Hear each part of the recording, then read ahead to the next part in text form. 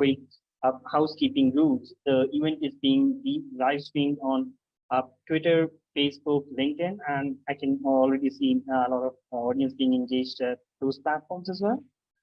So speakers are encouraged to switch on their camera, especially when they're speaking, if their network allows them to do without any disruptions.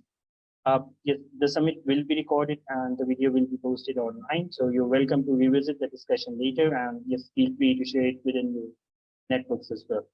And we also invite questions from our audience and colleagues at the end as the session goes on. Please feel free to comment that in any of the social media platforms, or even those who have joined us here as well, they can write them down in the chat box or the Q&A box on the right hand side, and please have the chat box in the window open for you, and you can also speak by clicking the raise hand tab on the right side of the window. Yeah, this was a bit for the housekeeping rules. Coming towards the topic, the key theme we're actually discussing today in this event revolves around the need for a clean energy transition across the world.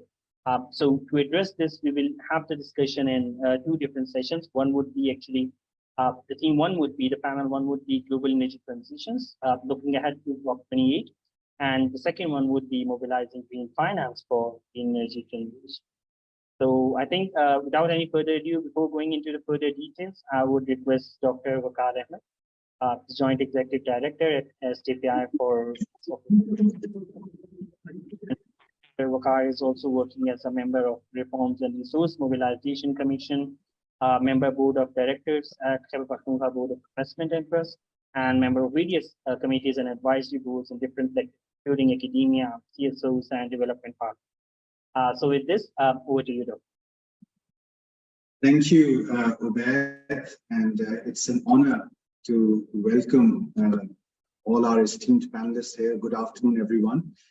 And I think this meeting brings us together at a very exciting time. Let me start by emphasizing the significance of the COP meeting and the preparedness required for the COP meeting, in which I believe that all of us would be involved in one way or the other. And the fact that our collective efforts would be critical in mobilizing green financing, which should become a milestone in our efforts to combat climate change. One of the major challenges that we face in transitioning to clean energy, as Ubaid has pointed out, as the concept note for this meeting also suggests, it has been the availability of resources, both technical and financial. And while there has been a lot of discussion around the contours of just energy framework, but within this framework, one of the most important elements is the just energy transition partnerships. And it is these partnerships that aim to foster a debate and encourage a dialogue on the equitable distribution of resources, particularly in the context of clean energy.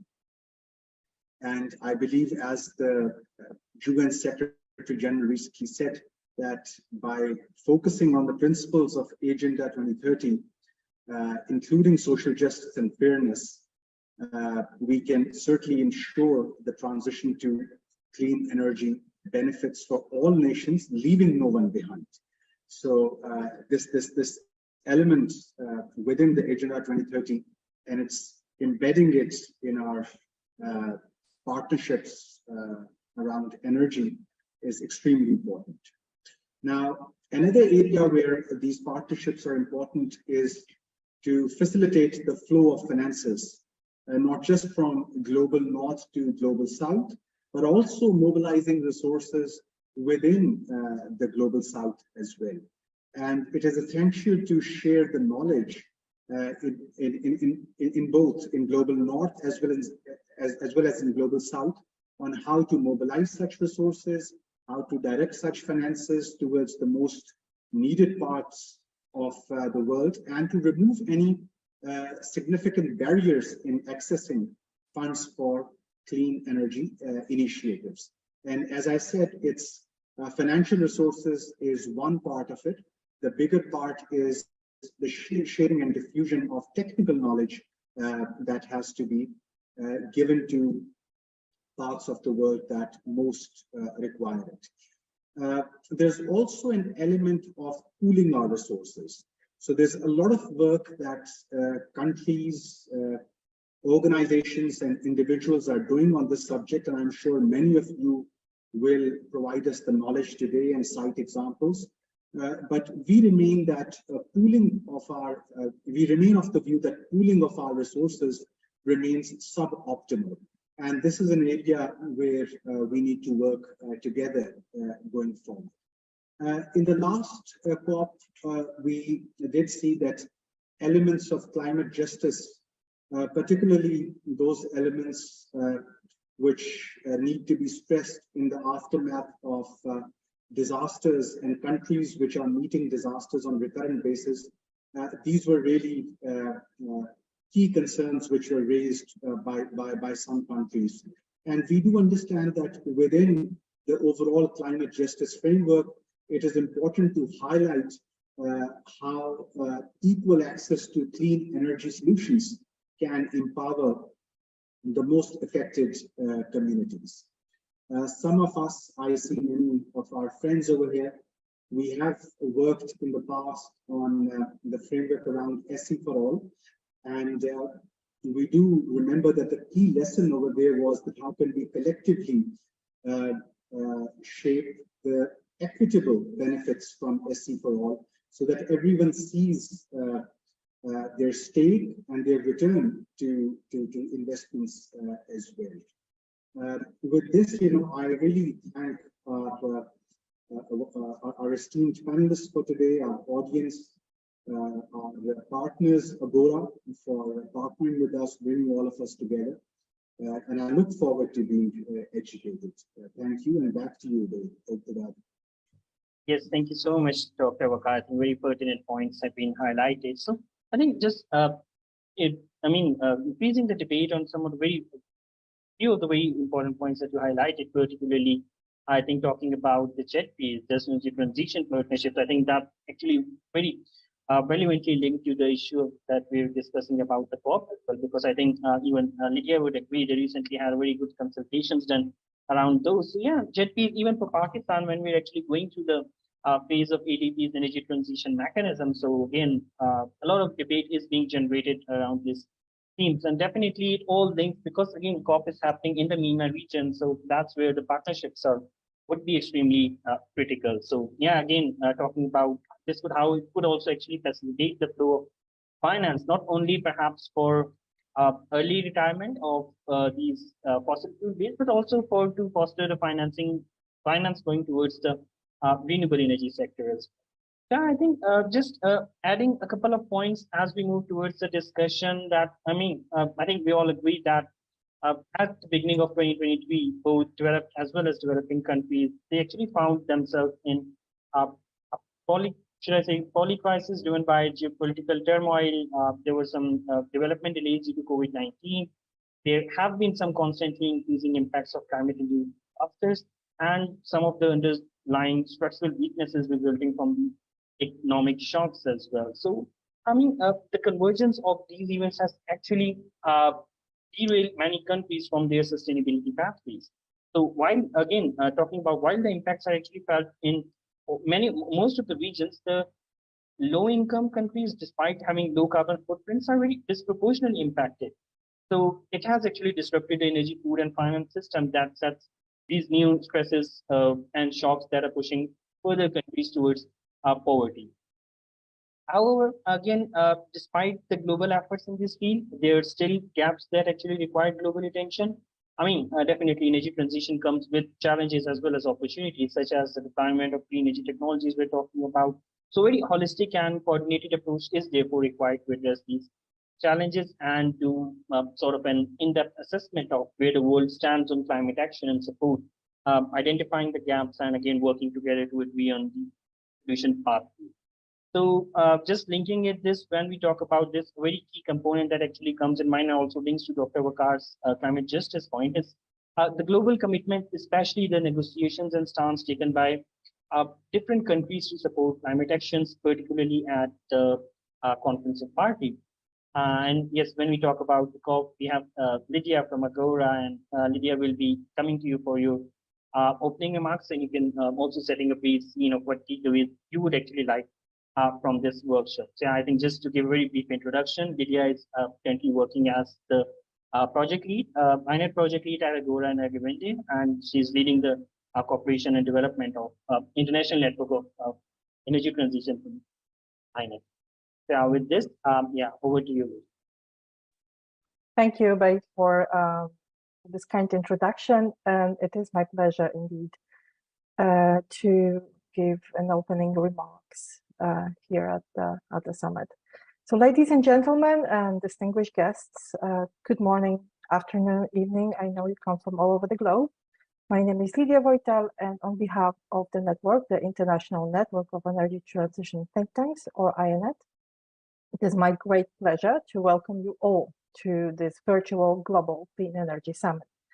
Today, we gathered with a shared vision of empowering all actors towards a green future and accelerating the global transition to clean energy. And as we see countries navigate through the challenges and persistent impacts of COVID pandemic, energy supply chain challenges, and also around regional turmoil and the impacts of climate change, we believe that we must seize now the opportunity to build back better and to ensure that our recovery pathway is just, sustainable, and aligned with international commitments, such as the recalled Paris Agreement and the Sustainable Development Goals. And I would like to use this occasion to share a few words about the INET itself. We are a global network of independent and non-profit think tanks dedicated to working on energy transition. Established with the aim of driving a meaningful change, our network gathers members from diverse regions and backgrounds, and our collective expertise spans the globe. At the core of INET's mission is the belief in the effectiveness of science-based policymaking and in-depth research and knowledge sharing. And through that, we strive to bridge the gap between energy transition debates and implementable actions in our respective countries and regions.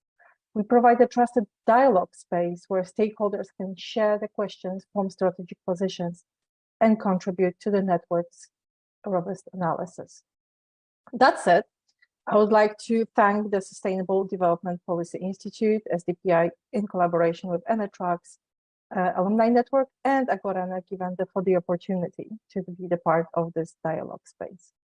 Furthermore, I would like to take a very serious note that SDPI was the driving force behind this summit, and its commitment and expertise have been instrumental for shaping this summit's thematic areas, bringing together a diverse range of stakeholders and ensuring that we address the most pressing challenges and opportunities in the clean energy sector.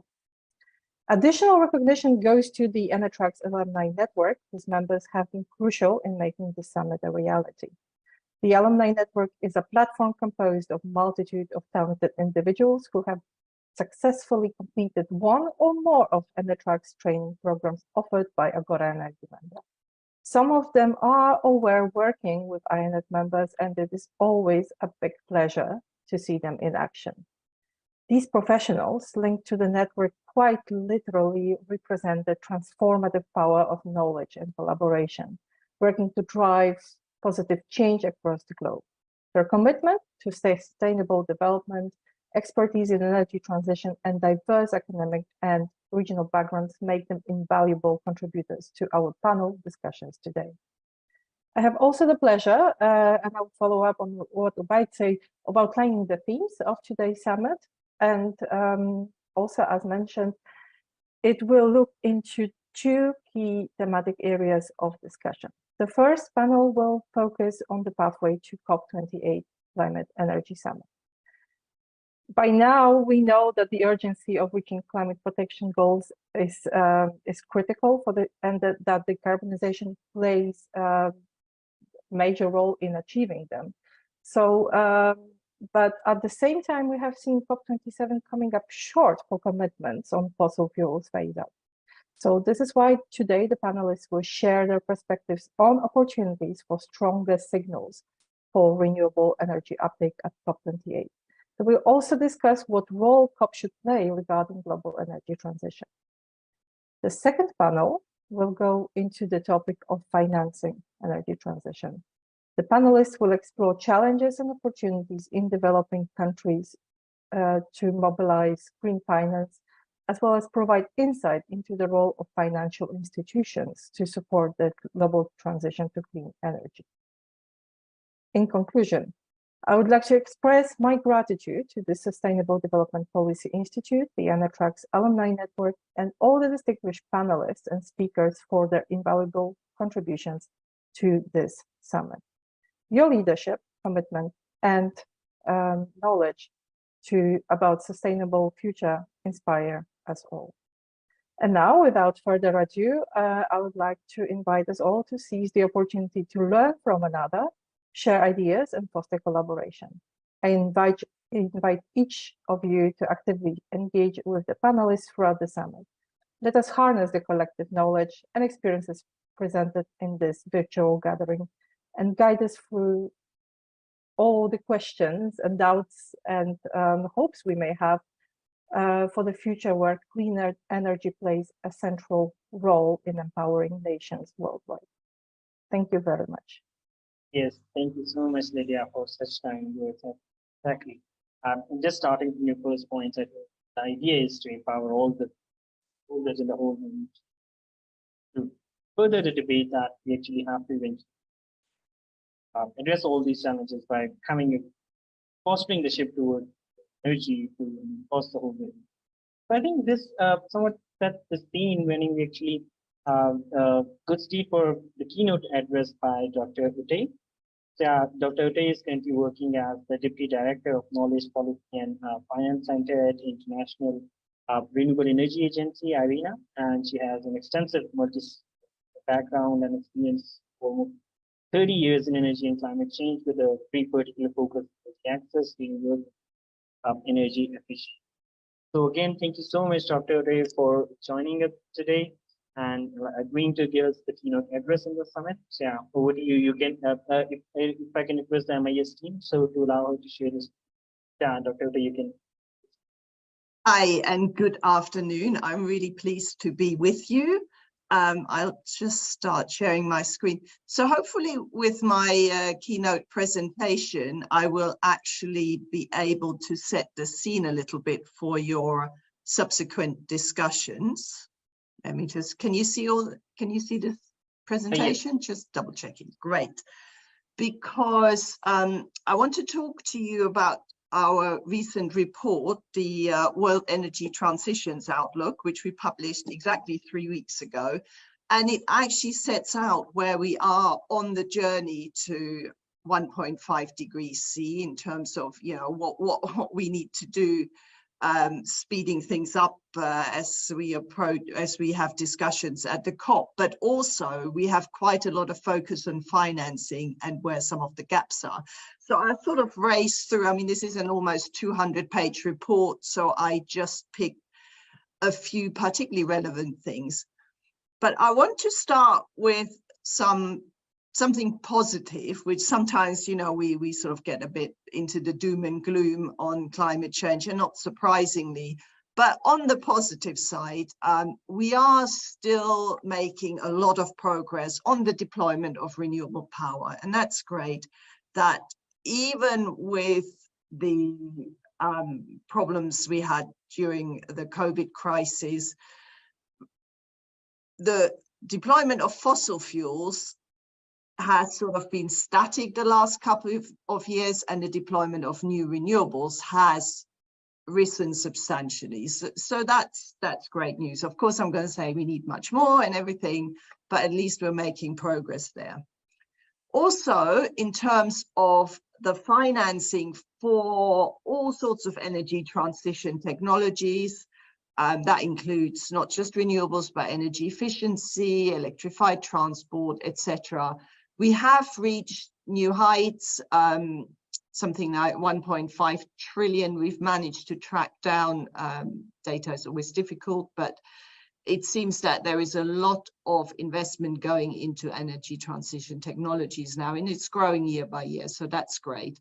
And we had a dedicated report on that, the global landscape of renewable energy finance, which of course you'll find on our website.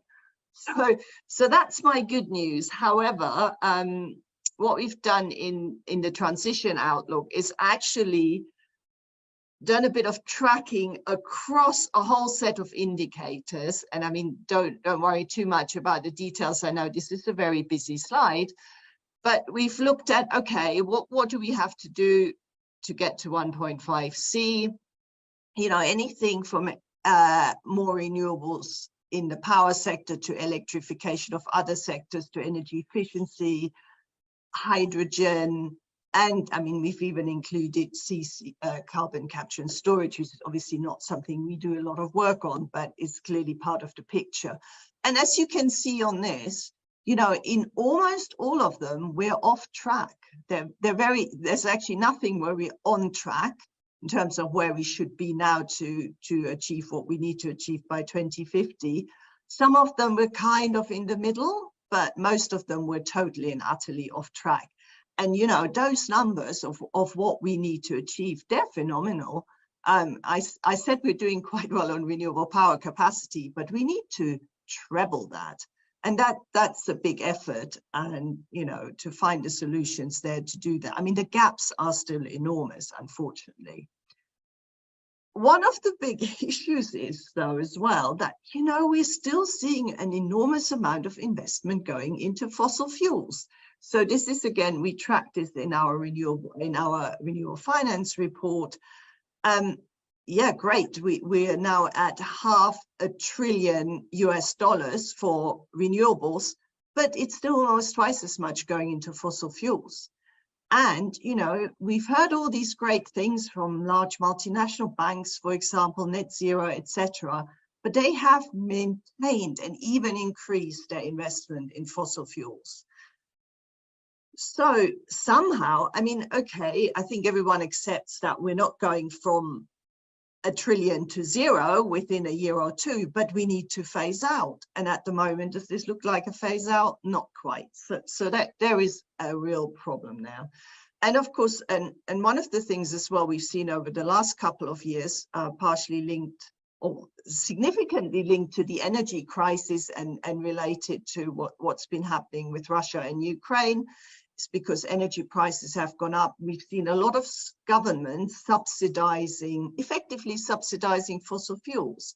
It's to do with affordability and ensuring that it hasn't got significant impacts on population, but those are still fossil fuel subsidies. So effectively, we've seen those at the highest level ever. So there are a number of problems we need to address there. The other thing, as we are talking about global north versus global south as well, most of this investment has, of course, been going into Europe, into North America. Some countries in the global south, like, well, emerging economies like China and India, of course. But one of the things we have highlighted this year is that sub-Saharan Africa in particular is falling behind even further. You know, you would have thought, I mean, these disparities have existed for some years, but it's actually not getting better. It's kind of getting worse. So if you look at renewables deployment on a per capita basis, it is quite striking where it's going and what there is. And yet at the same time, of course, you know, we have some of my colleagues are in New York at the moment, where we have the high-level political forum, which is reviewing SDG 7 on the energy access indicators. Well, we're making a very small amount of progress. Well, on electrification, some countries have done really well, others are still very much behind. On clean cooking, well, the progress is really glacial. And again, it's sub-Saharan Africa, which is particularly falling behind. So we need to look at the energy transition also in that sense, where we need to think, well, you know, who is actually making progress and who keeps falling behind. So what to do? Well, in our World Energy Transitions Outlook, we of course, we have a scenario. We've been doing a lot of modeling and number crunching. And we clearly need that massive transformation where we need to get out of the fossil fuels. As you can see, this is comparing 2020 to where we need to be in 2050. We need to get out of traditional uses of biomass, but we do have a significant role of more modern uses of biomass for heating, both in buildings and industry. And of course, hydrogen, everyone talks about that now. We do see an important increase, especially for the heavy to decarbonize sectors, but especially also this really large role for electricity, which needs to be, of course, primarily from renewables. So, you know, at the moment, there has been progress and we are at almost 30% renewables, but we need to be at 91% renewables of a much, much larger pie of electricity generation, because we need to electrify end-use sectors. But what is stopping us from making that progress that is needed? If you think back to the table where we seem to be off track almost everywhere. Of course, there are a huge number of barriers. What we've done in this report, we've looked at 3 specific pillars. This is, of course, not all the barriers, but we thought we need to highlight that there is a clear problem at the moment to start with, the enabling infrastructure often isn't there. I mean, everyone thinks of grids, surely they're important. Storage solutions are not there, but also just the broader distribution infrastructure. You know, you can't just easily switch into distributing hydrogen. District heating networks, which we need in many cities in the Northern Hemisphere, there are not many of them there. And generally the end-use sectors are unprepared. The whole policy and regulatory framework, you know, the bottom line is it's still shaped around fossil fuels, insufficient public funding for the energy transition. I already said, you know, too many fossil fuel subsidies, etc. And also generally there's insufficient attention to the socioeconomic dimension to make sure everyone benefits from this. And also, of course, there are real concerns about the environmental dimension. And finally, skills and institutional capacity. Many skills gaps. I mean, you know, I recently talked to some people, everyone wants a heat pump or solar PV on their roof. I mean, Europe at the moment, but there aren't enough installers there. So many barriers to overcome. I think we know all the measures, but we need governments to really step up and be strategic. And as we already heard, you know, identify the gaps they have and address them. So this all will require lots more money, of course. So we do need an additional possibly 47 trillion per year, which we know will be challenging, and this will be something for you to address in your panel later on. And I already said we need to switch out of fossil fuels. So just to finish off with, I want to then address the question ahead of COP28. Is 1.5 degrees actually still in play? Well, on paper it is. So our exercise, you know, it shows that in principle we can still achieve those emission reductions, which will keep us within, you know, this is what most of the scenarios do, within a 50% chance of achieving 1.5 degrees C.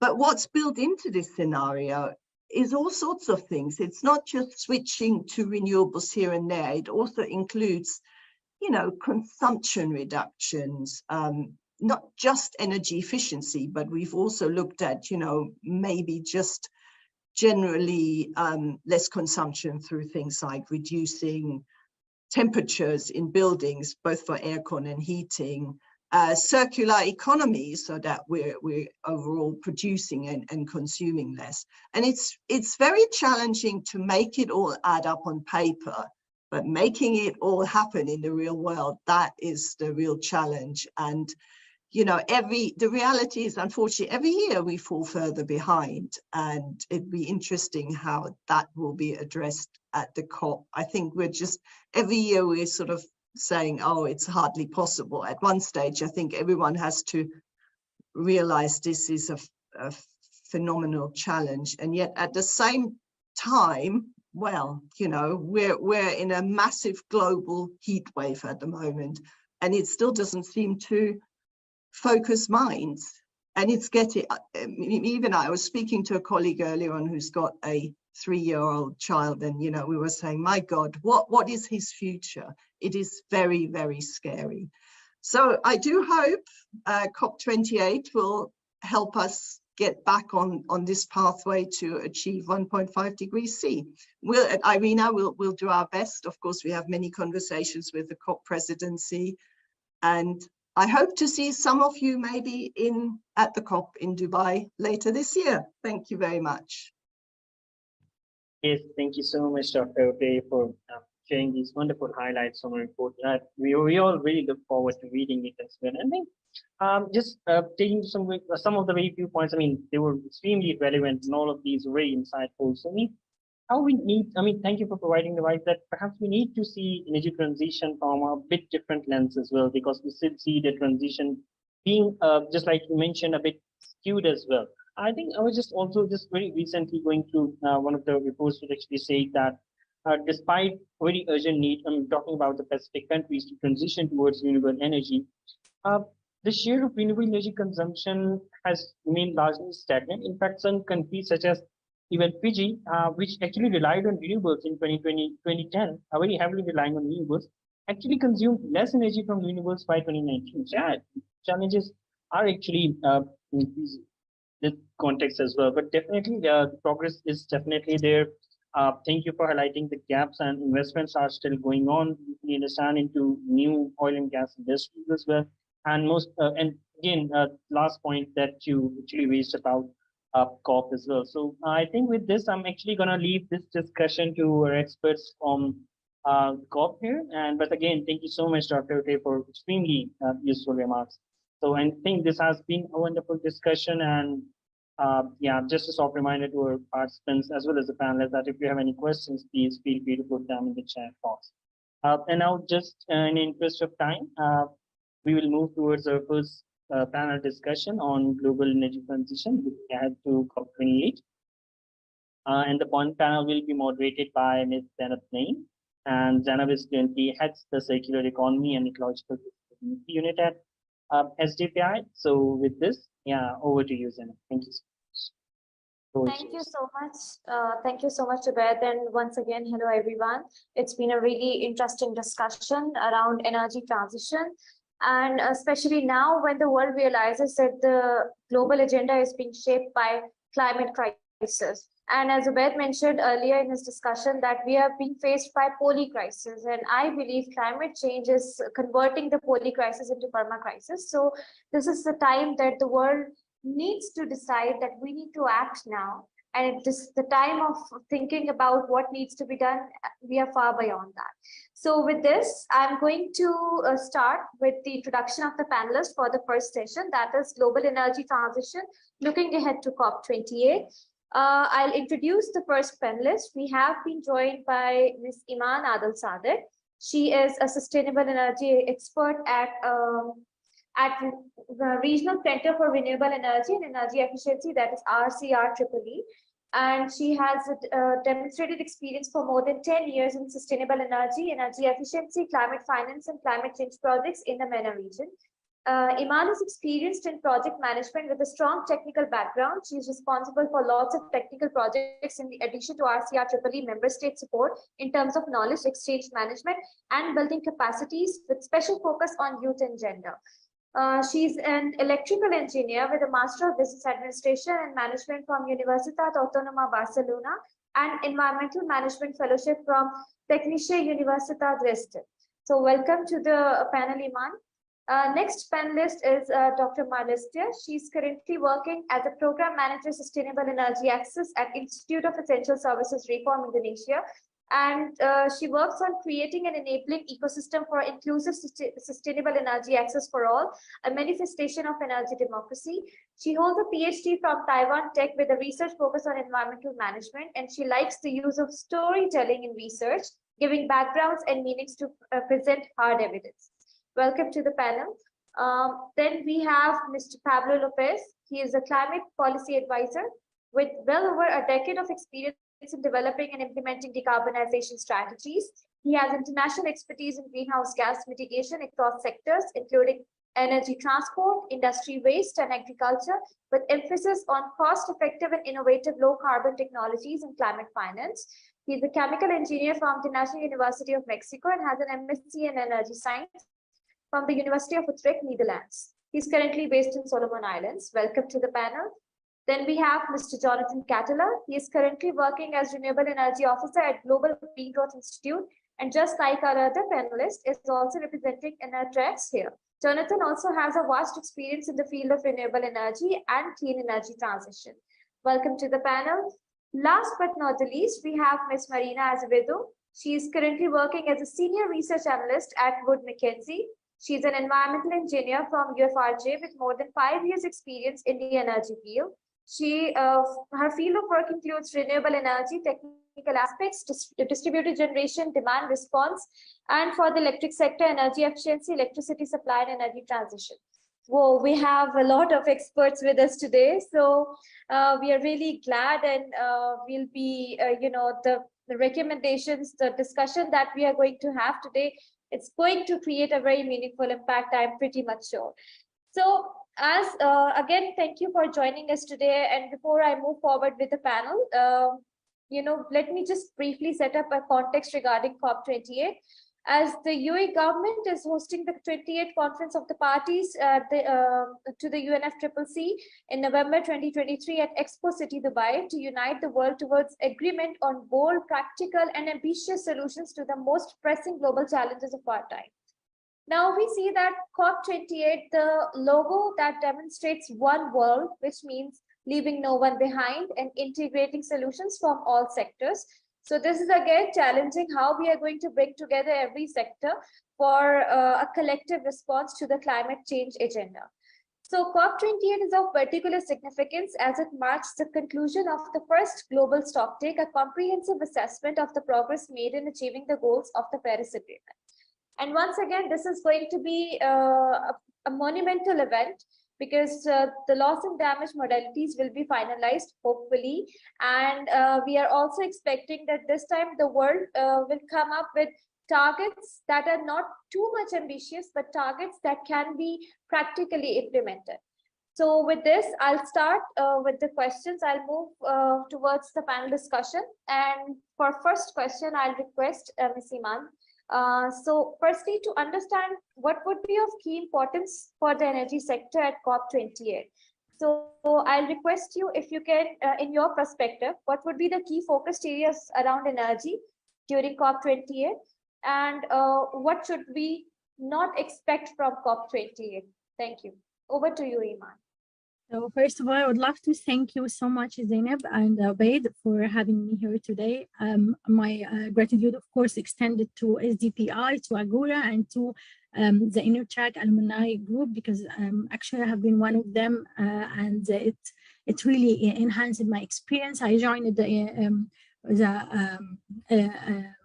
Enertrack team 3 years ago, and I have been a senior sustainable energy expert by then, but now I am an expert, and this is something, of course, I owe to Agora. So thanks again for gathering all of us, and I'm so glad to see most of my colleagues since I haven't met them since COP27, and it's really great.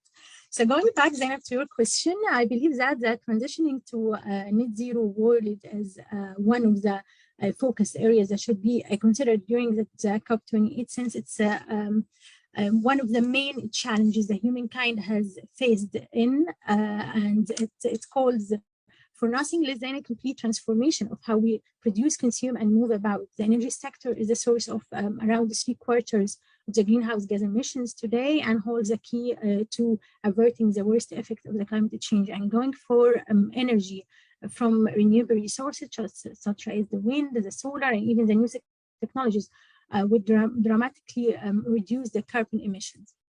Also, growing correlation of countries and cities and even businesses and other institutions are pledging to get to net zero emissions.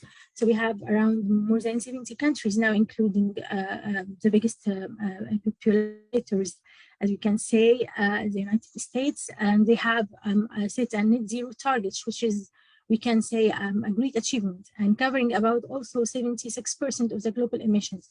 And there is around more than 3,000 businesses and financial institutions are working with the science-based targets to initiatives, of course, to reduce their emission in line with the climate science. And around 1,000 cities, over 1,000 educational institutions, and over 400 financial institutions have joined the race to the zero, pledging to take immediate actions to have global emissions by 2030. So what I'm going to say is that within the COP28, we need to focus more on the carbon markets, on the carbon credits. This will definitely catalyze the movement toward net zero emissions. This is in addition to considering more technological enhancement and improvements. I would say that we need to address more funds for the financial and financial support for the public and private sector, support the development of the partners to implement their goals, and to affect intensively with from a strategic umbrella. At the end, I'm in Germany, and nowadays, actually, I'm in Berlin, talking to you from Berlin now, and we have like this study tour for the whole week. And I have also joined last month the Europe conference in Munich, and I'm figuring out that there is a huge improvement in the electric vehicles, and even in the electric vehicles and the hydrogen vehicles. So I believe that these are two of the new introduced innovative technologies that we should adopt in our countries and implement more.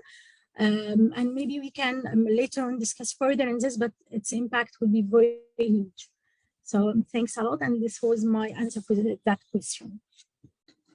Thank you so much, Iman, for highlighting some of the expectations that we have from COP28. And yes, exactly, for net zero commitments, we are going to see some more commitments from so many other countries. And again, carbon markets and carbon credits are indeed, they are not just a buzzword anymore. They're people and countries, they are trying to work around this scheme to mobilize finance around it, and for the overall energy efficiency as well, and to bring into more sectors. So yeah, these are the two areas where we can expect something around these areas at COP28. So thank you. Next, I would like to request Dr. Malestia. So for my next question, as COP28 is going to take place in the MENA region, and this is where the role of partnerships would be very important. So how do you see COP28 playing its role in increasing the prospects of just energy transition partnerships? And especially as Iman has already mentioned that the business community and public sector, they will be playing a very critical role in mobilizing the climate finance. So how do you see that as well? Over to you, Dr. Malestia. All right, thank you, Zainab, and it's good to see Iman, my fellow Enertrex colleague back then. And I guess it is very timely to talk about commitment in the COP28 because we have seen several countries having just energy transition partnership announced lately. Indonesia was announced at the height of G20 summit last year, and we are currently in the process of drafting the comprehensive investment and policy plan that's due in August. So I hope you all pay attention on how our government will announce that investment and policy plan for the Just Energy Transition Partnership. And I think what's also urgent to say at this time for the COP28 is how we should get our commitment on the phase out or phase down or fossil fuels, because this is something that's been avoided by a lot of countries to say we will leave fossil fuel at once. And there's always been a debate between phasing out or phasing down of fossil fuels. But Indonesia is currently moving forward to peak our power sector emission by 2030. So we also expect that many countries will take this commitment seriously to retire the coal power plants, whether that early or not early, because in the contextual timeline and landscape in each country, for example, in South Africa, their Just Energy Transition Partnership covers the retirement of coal power plants. But many of the coal fleets in South Africa are old, over 40 years of operations. So that's not exactly early retirement. Indonesia has different landscape in which our coal power plants are built after 2005. So we need a lot more money financing, because you asked about finance, on how to actually get this early retirement of coal power plants. We have been doing some analysis with the University of Maryland that if we want to retire early about 9.2 gigawatt of coal power plants by 2030, then we need around 5.6 billion US dollar just for that. And the Just Energy Transition Partnership Indonesia aims to mobilize around 20 billion US dollar, but that's barely touching the surface if we need really to retire our coal power plants early and to build more renewables. So I think at COP, it's really interesting how to mobilize this financing options, either that from the countries, financial institution like the Global Alliance for Net Zero, Global Financial Alliance for Net Zeros, other institution as well. And we need it exactly how the countries will adapt to the plan of the Just Energy Transition Partnership, because there's a different landscape and context. And I also like to see how the financing will move towards the damage and loss. Okay, it was announced at the COP27, but we have yet to see how it will manifest. Indonesia and other global south countries borne the actual effects of climate crisis, wildfires, severe droughts, and then severe flooding. And we need that money as well to provide good livelihood for the people. So it is quite important to see how we will address this from the mitigation side, but also from the adaptation side. And I hope to see that discussion going well and facilitated in the COP28, and would like to see more commitments to help countries that is having the commitment to coal or fossil fuel phase out and phase down, and also to adapt to the climate crisis. Thank you. Thank you, Dr. Mallister. You have indeed raised a very pertinent point regarding the financing aspect, and it's just not Indonesia. Despite of doing a lot in this sector, I think the developing countries, the global south, they need the finance to transition towards the clean energy, and just not clean energy, even for the entire global climate action that is required. Finance has to be there, and it is a very valid point, because we can be hopeful for having modalities settled for loss and damage fund, but we are still in a boat of denial, even if it's going to be there or not. So that's why business community, private public partnerships, they can play a key role, and regional integration is something that is required. And again, we'll be looking forward to what Indonesia is doing within this JETPs, and how we can learn the best lessons from Indonesia. So thank you. And now I would like to move on to the next panelist, Mr. Pablo. I would like you to answer regarding what is the global stocktake, and how do you see it playing a critical role for climate course correction at COP28? And secondly, how do you see the COP presidency playing its role in mobilizing a just energy transition, since it's happening at UAE? And there's been a lot of questions regarding the COP presidency. So yeah, over to you. Thank you, Zainab. Thank you, SDPI, for the invitation also to the panel and to the summit. I'm also an Enertrax alumni from 2019, and so also thank you to Enertrax and the alumni network. To get to your questions, what is the global stocktake? It's basically a process that was built into the Paris Agreement to evaluate our collective response to the climate crisis. It's I guess meant to measure how successful the countries have been at implementing their climate commitments, their NDCs, and how these are contributing to achieve the ultimate goal of keeping global warming to 1.5 degrees. It looks at everything from both three parts: the mitigation, the adaptation, and the means of implementation, mainly the finance, technology transfer, capacity building. What will happen at the COP is the third and last part of the process, which is more the political process to decide how all of the results of all the more technical parts will be presented. So that is, I guess, the interesting part, to see how all these parties decide to put forward, how much emphasis they decide to put on the results, and how much the voices that will try to downplay them can be loud and can be heard. So it's one of the things that are the more expected as a result of the COP.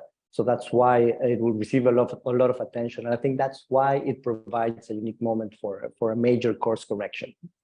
The technical discussions have happened and have been happening even beyond the global stocktake process, and I don't think there will be many surprises in terms of the results that are going to come up. The team looking at developing the process have received a large number of submissions from countries, organizations, agencies, etc.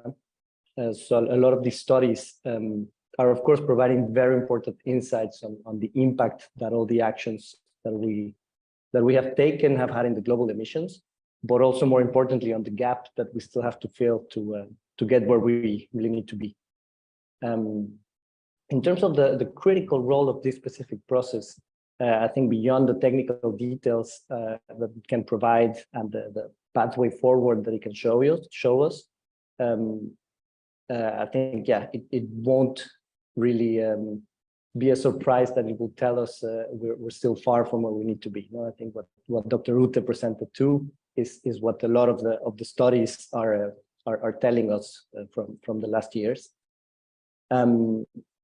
So it's there in the summaries of the technical discussions. I think it's long been reported and said also that even when you put together all the NDCs, that doesn't get us to the 1.5 trajectory, and we're still not close to even getting to achieving those NDCs. So it's worrisome, and I'm in a way hopeful that world leaders can again kind of take action. But I just don't know how this specific process is going to be the one that finally opens our eyes and that then makes us all get in line and get all the global leaders on the same page and kind of committing globally to the real systemic changes that we need to achieve. I just have a point on the latest edition of the State of Climate Action report, so which was the 2022. It's not very different kind of report to what Dr. Ute showed us, made by a partnership of organizations tracking climate action. In full disclosure, I was working with one of the partners up until recently. It's of course not the official process, but I don't expect to see something too different from it. Similar to what Dr. Ute showed, they analyzed 40 indicators of system change that need to happen, and none of them are really on track to reach to get us there. Change is heading in the right direction and promising, but insufficient speed for 6 indicators, in the right direction, but well below the required pace for 21. 5 indicators tell us they're heading in the completely wrong direction, and data is insufficient for the remaining 8. So there's some good news, but not too many. As we're mostly talking about the energy transition, I just want to quickly focus on the 4 indicators for the power sector, which are, and I will give this a shot, but if I don't manage. Hope you can see it. Yeah. So in these indicators, in terms of the first one of carbon intensity of electricity, it falls on the orange category, which is well off track. The change is heading in the right direction, but well below the required pace.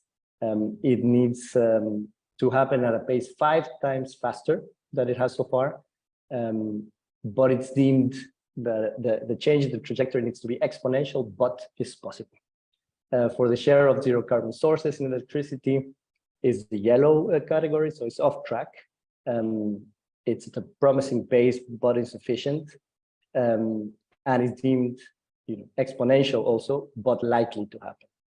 For unabated coal, as we were just hearing, things are happening, but not nearly as fast enough as we need them to. And in terms of unabated fossil gas in electricity generation, that's where we're heading in the completely wrong direction.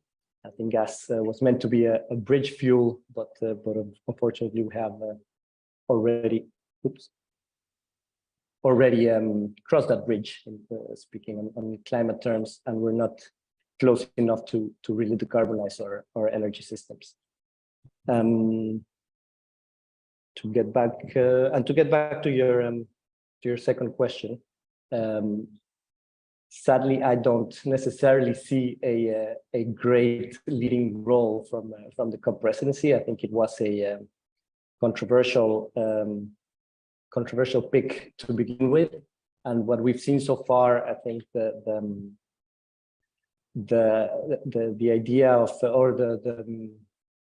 what we have heard about focusing on fossil fuel emissions rather than limiting the use of fossil fuels, and it tells us that there is not a clear commitment to decarbonize per se, but more focusing on carbon capture technologies, which end up being a distraction from the necessary phase out, and one that all states and other vested interests have been pushing for a while. So we'll need all the other voices to be very loud in order to make good progress in this year's COP. Thank you. Thank you so much, Pablo. I think I put you in a very difficult question with a tricky question, difficult situation, I mean. So, but the point is that if we do not raise such questions, and if we do not discuss these things, then our voices are not going to be heard. It's going to be useless. So yeah, I think we need to discuss things, what should be done and what should not be done, and what is not right about it. And because we are talking about just energy transition here, so it has to be inclusive. And specifically when we talk about leave no one behind, the entire agenda, so who should be left behind and who should not be left behind, that is the question. And I think that is where the point that you discussed about fossil fuels, that could be raised, and we can have an entire separate session with you on questions that should be asked and on questions that should not be asked, right? So I think it's going to be a more fun panel. So thank you so much for your very pertinent comments. I now move to our next panelist, Mr. Jonathan Kitala. So sir, I'd like to ask you about what opportunities do you see for the renewable energy uptake at COP28, particularly from the perspective of mobilizing necessary technology and knowledge transfer in this space? And what setbacks are you expecting because last year at COP27, it was not up to the mark. What we expected, obviously, it was not there. So how do you see it now in the perspective of COP28? Over to you. Yeah, thank you, Zainab. Am I coming through clearly? Yeah, okay. Thank you as well, Zainab and Ubaid. I am as well an Enertrax alumnus, and I'm very happy to be here discussing with my fellow alumni. For the questions, I'm thinking of 4 points. Dr. Marlistia touched on this briefly. The first one is about collaborative partnerships. I think it's very important that COP28 can serve as a platform for fostering collaborative partnerships. For example, there was a study where it was shown that energy projects tend to be consistently receiving the greatest number of PPP projects that have successfully reached financial close in the recent years. That means there's really an interest between public and private entities to pursue this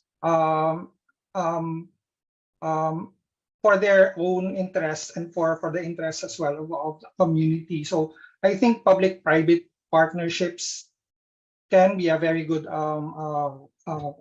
impetus, and COP28 can serve as a good platform for fostering that, making that platform to be a meeting place for these players. So the next one we've been talking about not leaving anyone behind.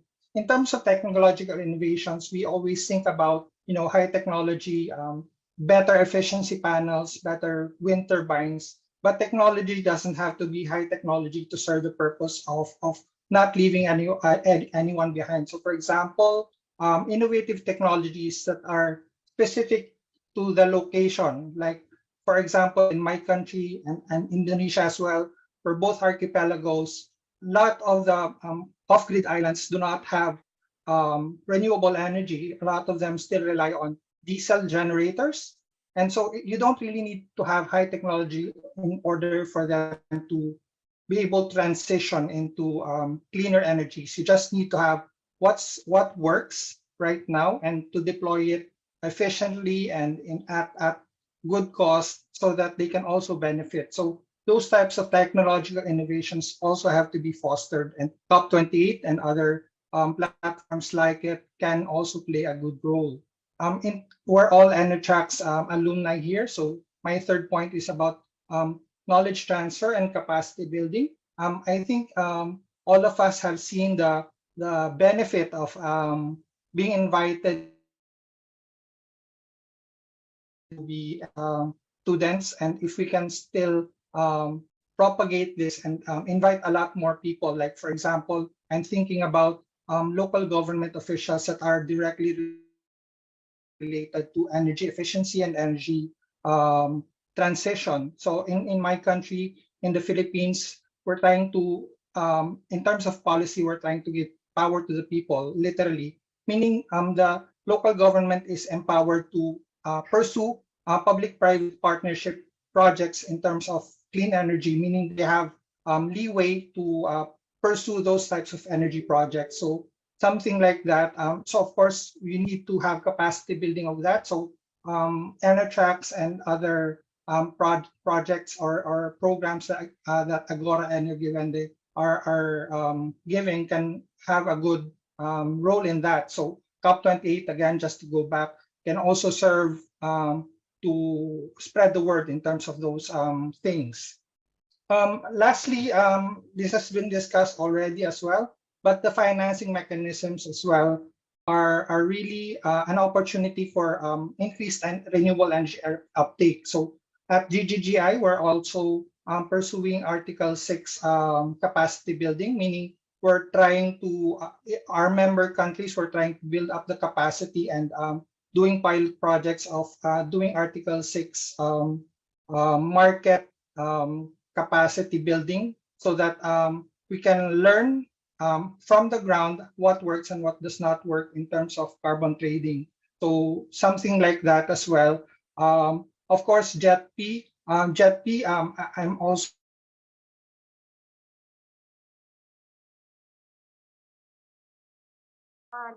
Jonathan, we cannot hear you. very eager to learn. Yeah. Oh, sorry. Is this better? Yeah, now it's fine. Okay.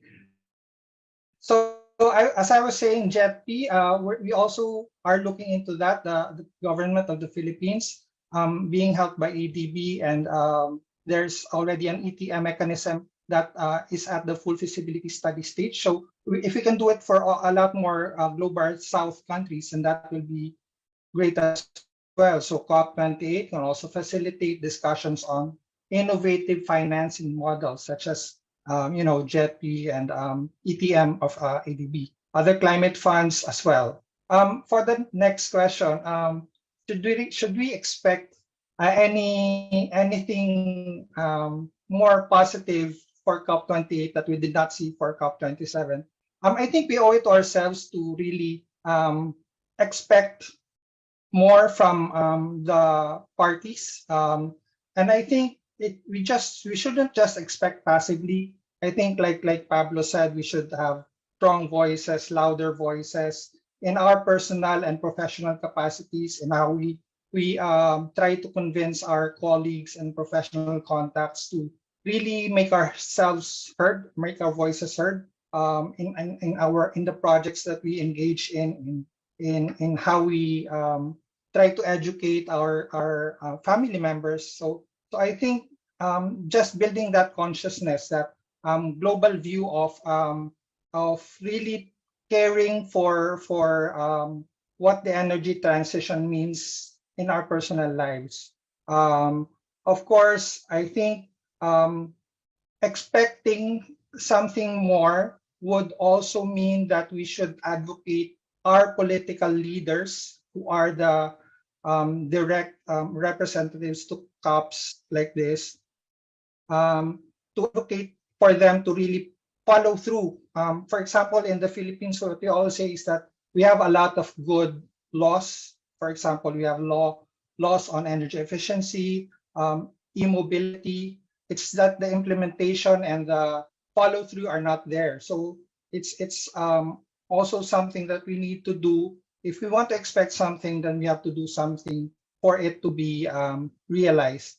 And I think the last thing that I want to say is that we should not also underestimate, the public pressure. So it ties into what I was saying about how we can also influence our personal and professional spheres of influence in really advocating for what we need to do for the energy transition.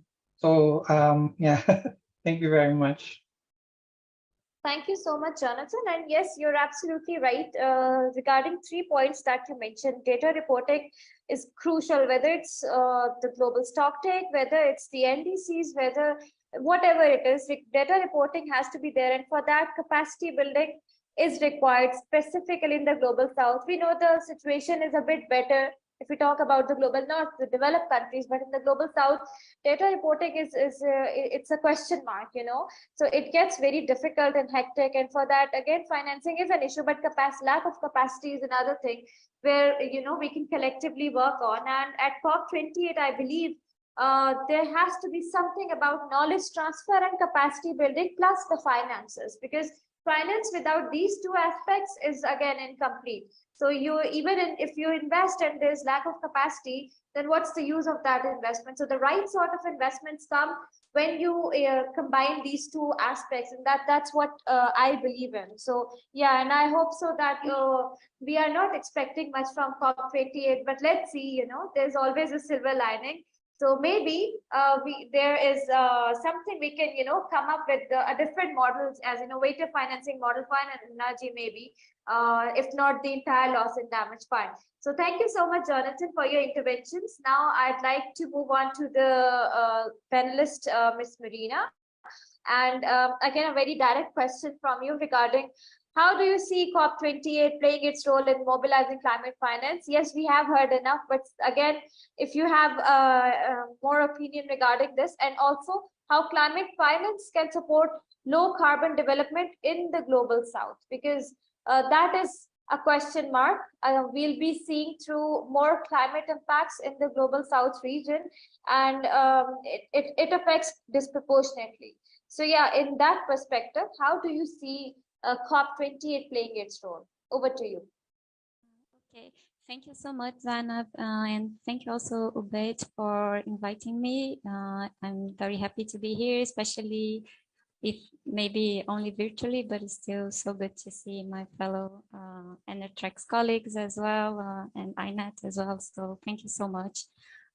Yes, I think definitely the main thing about COP, I would say, regarding mobilizing climate finance, I believe the main thing is that we have to remember COP is this amazing opportunity to gather world leaders from around the world. It's not every day that that happens, especially and all thoughts are to discuss one common issue, which is how we're gonna address climate change. So even if our expectations are low, still it's a unique space for debate and for commitment, because also there are a lot of pressures for these leaders to make big announcements during that period of time. So we have to take advantage of that, and I think that's the main thing we can hope for and expect and do also as a civil society. Regarding the second part of your question, which is how can climate finance support low carbon development in the global south? I can talk a little bit about my experience working with power markets in South America countries. I can say that, first of all, access to finance has improved over the couple of years. Investments have recovered from the pandemic context. So there are already in place a good amount of credit lines from development banks in South America. We can see that. I have wrote down to remember just a few examples that I have seen recently. So from the Interdevelopment Bank, recently approved billions of dollars worth in credit for Argentina and Peru to finance renewable developers. Also, just last week, I saw a news saying the European Investment Bank had announced a fund worth millions of euros to finance residential solar systems in Brazil. So we do see a good amount of investment coming. Still, of course, everyone already said it, it's still not enough, but we are moving forward. And we also see there is a lot of private and regional initiatives flourishing despite government efforts or the whole context. But we also see from our market analysis in Wood Mackenzie that investments are still also being impacted by challenging environments. We have supply chain inflation. This is also still a remnant from the pandemic and also from the war, the Russian invasion over Ukraine. So we see a lot of capital costs rising, increasing interest rates. So we have seen in South America, especially in Chile, we see a lot of companies suffering with this rise of material costs in the last few years. Also, many companies that are not being able to fulfill contract terms of renewable projects due to economic circumstances. As I already said, logistical issues, also still remnants from the pandemic that really impacted the economic situation of many companies. Other challenges for investments are regulatory obstacles and particularly also transmission constraints is one of the big issues here in South America. We see there is a big interest from renewable developers in the regional countries. Latin America is an emerging market overall. We see there is we have a region with huge potential, huge resources, and a lot of capacity to grow. But big companies, they are interested in learning about our markets and understand about the regulations here. But still, the restricted access for grid connections are creating barriers for these projects to move forward. So what is happening is that many countries are recurring to private investments to deal with this situation. I can say for the example of Argentina, we see the government has created like additional conditions, additional criteria in renewable project auctions to give priority for projects that not only invest in the development of new power plants, but also invest in transmission expansion works. So to how can I say this, but to also put the burden a little bit on the private on the private side as well. Grid congestions are also leading to oversupply at certain points of the network. This is a very recurrent issue currently in Brazil and Chile. We see this leads to a lot of renewable curtailment, which is never something good, right? This also leads to a lot of price disparities between supermarkets in the same country. In turn, this also leads to increasing electricity tariffs that are paid by consumers. And we have to remember this, we are talking about countries that also have to deal with a big issue regarding energy. About a big issue regarding energy affordability. So that only makes the problem worse. And so giving all this context, my final thoughts is that climate finance should prioritize projects that are better suited for transmission and the deployment of new technologies, because these are elements that are crucial for these countries' decarbonization, but that won't initially attract so much private investments. So this is I see this as a big way as how climate finance can help. And also just as a final remark, we have to remember energy transition is not only about adding new generations or adding new technology, but also about improving the current technologies that we have. So a lot of investments in energy efficiency, I think, is something very strategic that we need right now. So thank you so much. Thank you so much, Marina. And yes, absolutely, we have to prioritize the finance, and I hope it's not just the verbal pledges this time. We actually see some real investments, especially the MENA region. It's integrated. If we talk about investments and overall infrastructure, they're very much aligned on certain aspects of climate action and energy transition. However, region like South Asia, the least integrated region, how can such regions, they can provide support to the regions in terms of finance, capacity building, and knowledge transfer. So I think it has to be more region to region collaboration and support first, and then the global interventions. I think that is how we can somehow develop or prioritize some modeling or investment financing innovations around COP. So maybe because we need to think through the lines now. So thank you for your intervention. And again, as Dr. Marliste also mentioned previously, that we need to see about we'll be seeing countries coming up with phasing out or phasing down coal. So it also depends upon the regional conditions, the economic conditions, and what the countries are going through at the moment, especially in the global south. So let's see if we see more ambitious commitments, or if we again expect the same kind of commitments that we have been seeing through previously.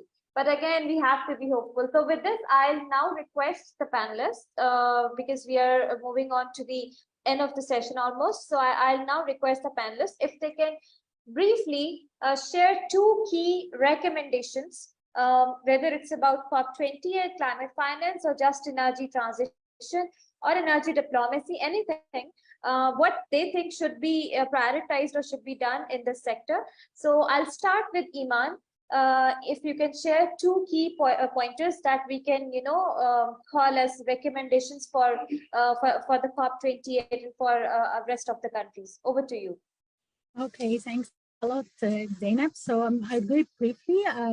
We still need to work more in a strategic perspective for more efficient way, considering the combination of the global annual investment needs to be quadruple to reach the internationally agreed 1.5 degree goal, and the access to finance should be for both supply and demand side, the policy to promote investment for direct and indirect investment, and of course the fiscal incentive needs to be enhanced to cover all the pillars for more catalyzation of renewable energy through reimbursement mechanisms, through tax deduction and duty exemption, through land leads, and even creating trust service providers. All of that with the risk management from the early stage and security guarantees to ensure continuity will mature the technology and lead to more and more from renewable energy projects. Thank you for the recommendations. Now I'll request Dr. Mallister for her 2 key pointers. Over to you, Dr. Mallister. All right, thank you. So the first one would be how to strengthen the commitment on how we make it on coal phase out and coal phase down, because in the global south countries especially, energy transition right now feels like more of energy addition. We need to retire a lot of fossil fuels in order to make this transition work, not only adding more renewables into the system. So helps and assistance, collaboration between global south, global north, and all the global countries in the world is very much needed to make this happen. So stronger commitment is needed for the coal phase out and phase down. And then the second thing is how we manage to invite a lot of investment in a way to make do of regional and national potential of renewable energy, because I think, as Marina said, it's quite different from country to country, but we can always have this more contextual relationship between interesting parties and also foster collaboration between private sectors as well. Thank you. Thank you so much. Now, Pablo, your interventions, please. Your key recommendations, actually. Yeah. I don't know if they're key recommendations per se, but I think 2 key things to focus at the COP and in an energy transition are both the finance flows and the political will. And if you have those two things combined, you're more likely to get somewhere. I think we've been talking a lot about the JET piece, and I think that can be, if done right, that can be a very powerful tool. Because we've been more using a more piecemeal approach of, adding renewables and a little bit of efficiency, a little bit of that. If we get to focus a large amount of finance in a place that has real political will to make a more systemic change, we can get somewhere quickly. And we'll also show other countries how feasible and beneficial this transition can be. I think it's in the South African the case that was the first one. The initial pledge was $8.5 billion, and 1 year later, after a plan, more an implementation plan was developed, it was priced at $98 billion. So that kind of shows us where the gap is still, and what the pledges are from developed countries and what is really needed. And that kind of not necessarily just focusing on adding renewables, which you really need to be doing and much faster than what we're doing now, but taking a more holistic approach of the policy side, making sure that the transmission is there, that the energy efficiency is there, that the energy we produce is used right, and also tackling at the same time the vested interests. Not only, we talk a lot about the oil states and the oil companies, but at the same time, there are also a lot of countries that do have the will to phase out, but really depend on oil and gas royalties for their national budgets. So how do we move away from that and give that kind of support from both the technical and policy side, and of course the financial side? I think I don't want to give any spoilers for next panel. There's a similar table, the similar number of indicators that the report I talked about earlier has for finance, and those were all well off track. So we really need to step it up on that regard. And just to say, I don't like to end things in negative tone. It usually happens in this kind of conversations. But there's still some light at the end of the tunnel, even though if it's slightly fading. Thank you so much. And I think you're absolutely right in that perspective, because even not collaboratively, but at least at country level, all of us are trying our best to align the political will and agenda with the climate agenda. So that's where most of the things will get aligned for the COP28 as well. When your political will is there, when that agenda is aligned, we can expect so many things. So yeah, let's be hopeful. Thank you. Now I'll move on to Jonathan. Your 2 key pointers recommendations. Over to you, please. Yeah, thanks. Just before I answer, I just like to say that we have to make sure that that light at the end of that tunnel has to be powered by clean energy. Yeah, my 2 things are, I think, just doubling down on the data monitoring. I think we have to strengthen the accountability and monitoring. So we have to establish benchmarks, standardize our processes. Wearing my project development hat, you can't improve what you cannot measure. So if we can all just try to put in the effort to really contribute to doing that, monitoring in a very efficient and scientific way, and to propagate that to everyone so that we all talk the same language. I think that's one key thing. It's not really talked about too much, but I think that's important. Strengthening monitoring, but that not just monitoring, the right kind of monitoring. And then the next one that I'd like to also see is mobilizing technology transfer. And then again, I said this before, not just the high technology, but the right type of technology for that right type of situation. So we shouldn't just transfer technology for the sake of transferring technology, but making sure that it makes sense. So capacity building as well. We shouldn't just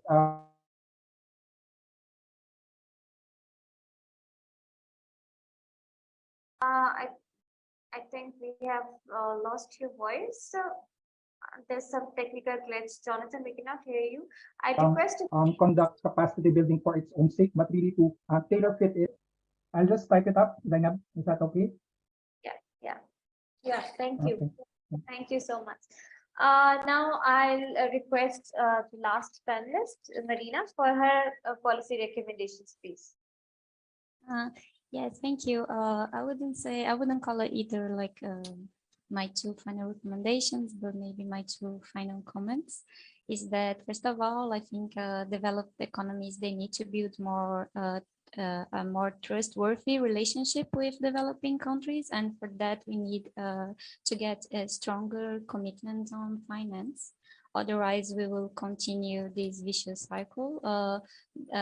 We are talking about, when we talk about developing countries in the global south, unfortunately, in many cases, we are also talking about countries that are very vulnerable to climate change. They're potentially have bigger risks dealing with that, with floods, droughts, wildfires, storms. We have seen many cases just recently. So when your attention needs to go to an emergency, other issues will be put aside. But if we have stronger commitments, it's easier to make plans and to focus on different matters, on different aspects. So that's my first comment. My second comment is also talking a little bit about the other side. So from developing economies, last year at COP, I heard a lot of discussions regarding climate finance, and they all had this very strong message repeatedly saying that we need more finance, which is absolutely true. But I missed hearing also discussions about, okay, if we get the money, what are we gonna do with it? So I miss hearing more discussions about ways to mitigate risks, ways to create more regulatory resilience, and especially particularly improve social benefits from the projects that we do develop. We need more sustainable projects, and in order to reach that, we have to have these discussions. And like I said in the beginning of my speech, I think COP is a great place to discuss these ideas and also to share experience on how to do that. So let's take advantage of it. Thank you. Thank you so much, Marina. And I think I'll just end the entire discussion with something. Last year at COP27 at the Pakistan Pavilion, there was something written on the pavilion, and that was, "What goes in Pakistan will not stay in Pakistan." So I think we are actually bearing witness to that now. We can see wildfires, we can see floods, we can see, you name the disaster and you can witness it in, I think, throughout the world. It is happening, it is affecting. So it is an agenda, it is something that knows no borders. It is going to affect everyone. So I think for the justice, equity, and for a just transition to energy, this is something that we need to work on collectively. We need to set aside our differences and we need to work on how we can actually shape this agenda, the global climate agenda, towards the betterment of our future. So yeah, thank you so much once again, everyone, for such an engaging discussion and for such an insightful panel that was organized by Enertrax, Agora, and STPI. So I look forward to having, if not all of you, but at least some of you in our next panel discussions that we'll be holding throughout this year. So I look forward to again engaging with all of you, and thank you once again. With this, I now request Ubaid to take over the next session. That is, and I can see most of the questions that are being asked in the chat box. I believe in our next session you can get your answers for that. So thank you once again, and over to you, Ubaid.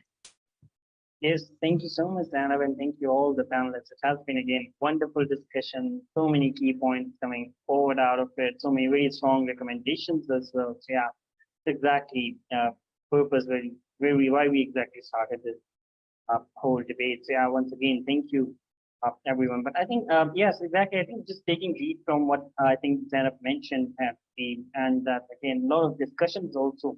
To be very honest, discussion happening at COP is also revolving around the climate finance aspect. I mean, we've discussed it extensively. Very key role there is to be played by the Just Energy Transition partnerships, particularly, and again, taking lead from how to mobilize this climate finance. I think Marina made actually a very strong point at the end that we also need to understand that how is it the finance which actually is going to come here is to be used. So yeah, again, a lot of points to take forward from here. So I think some of the questions we have been able to address. I think, yes, we will be responding over a couple of questions that are left, perhaps to the chat box.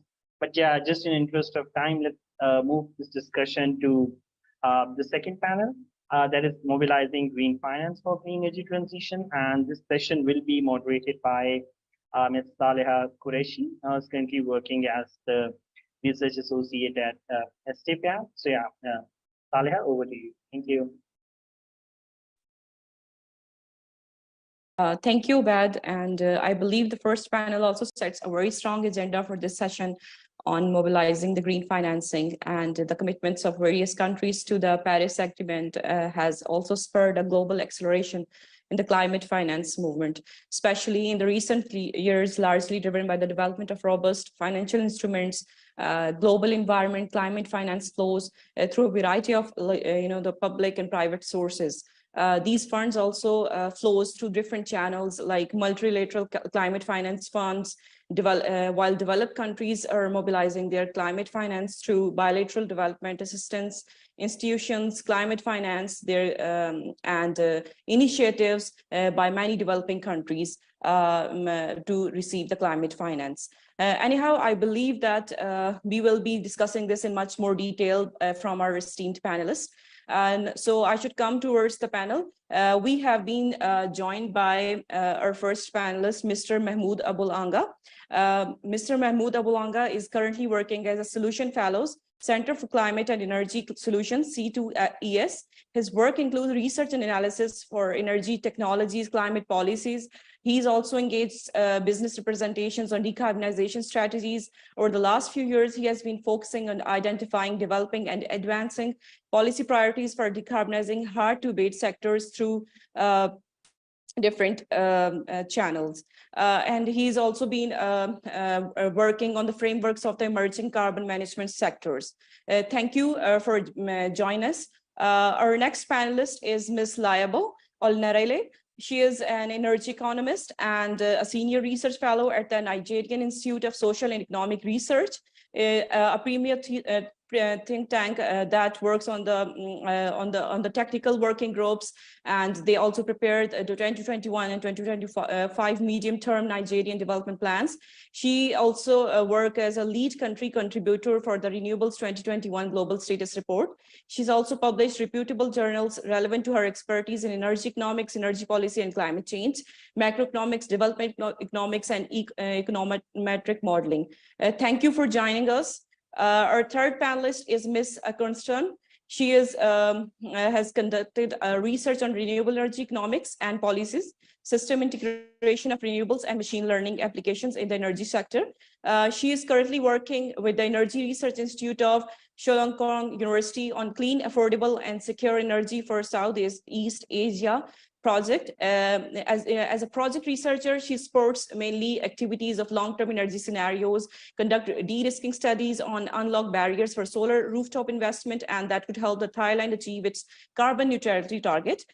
She holds a PhD in energy technology from the Joint Graduate School of Energy and Environment in Bangkok, and a master's degree from the in Earth and in Energy Resources from the University of Texas, Austin.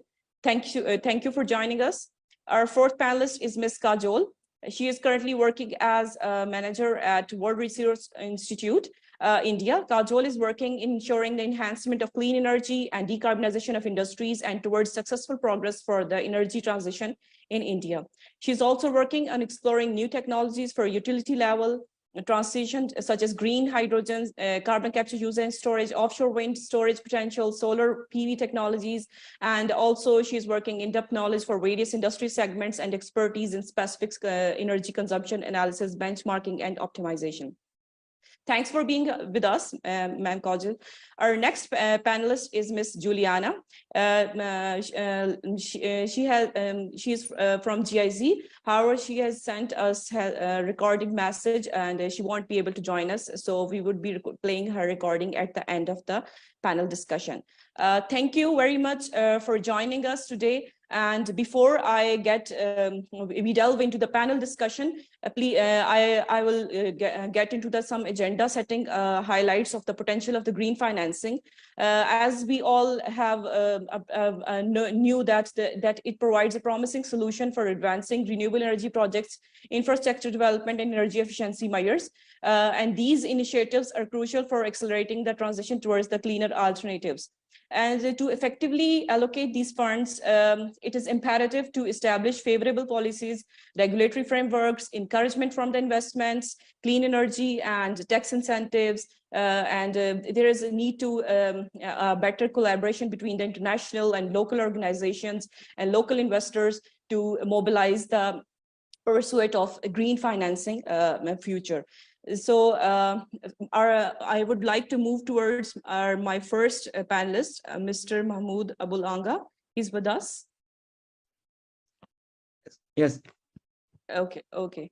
Thank you, sir, for joining. So I would like to get your perspective on the global context, that what are the key sources that needs green financing sourced, such as domestic development partners or capital markets, and what are your key financing instruments through which these sources could be mobilized? Over to you, sir. Thank you so much, Saleha and Obaid, for your time and help organizing this event and the invitation. So to your question around the sources of green finance, I think when we think about where the money is coming from, usually we have like multilateral development banks like the World Bank, the Asia Development Bank, the African Development Bank. We have also international financial institutions like the IMF. In addition to them, we also have institutional investors or dedicated climate funds that mainly support energy transition projects across the globe. The main value of these institutions is that they play a major role in green finance, not just because the amount of money they can dedicate to green finance, but because they create signals and a whole ecosystem to enable the mobilization of more private finance for the energy transition. So when we talk about how they evaluate risk, how they give other lenders basically in the private sector signal that you can go and invest and put money into this country or into this region. So that's the real value of these institutions. Usually the finance can be in different forms, can be in the forms of grants, in the forms of loans, equity funding, green bonds, index insurance, tax relief, and now we are even talking about the possibility for like debt for climate swaps that allow developing countries to swap their debts for certain climate commitments. That's simply how green finance is sourced globally. But as we talked a little bit about the risk, it's also important to think about many of these institutions are institutions that were built during the colonial era. So when these institutions were established, they kind of operated in isolation from the people that are mostly impacted by the policies they influence. Like to give you an example, even up today, a country like in Africa, like let's say Nigeria, would pay 5 times the interest rate that a European country would pay, because these institutional investors or these institutional financial places would basically put a high risk for market, high political risk for these countries, high political risk for insurance, currency depreciation, different factors that would make it really hard to mobilize funds to certain countries. Like in 2020 alone, developing countries spent over $370 billion in servicing debt.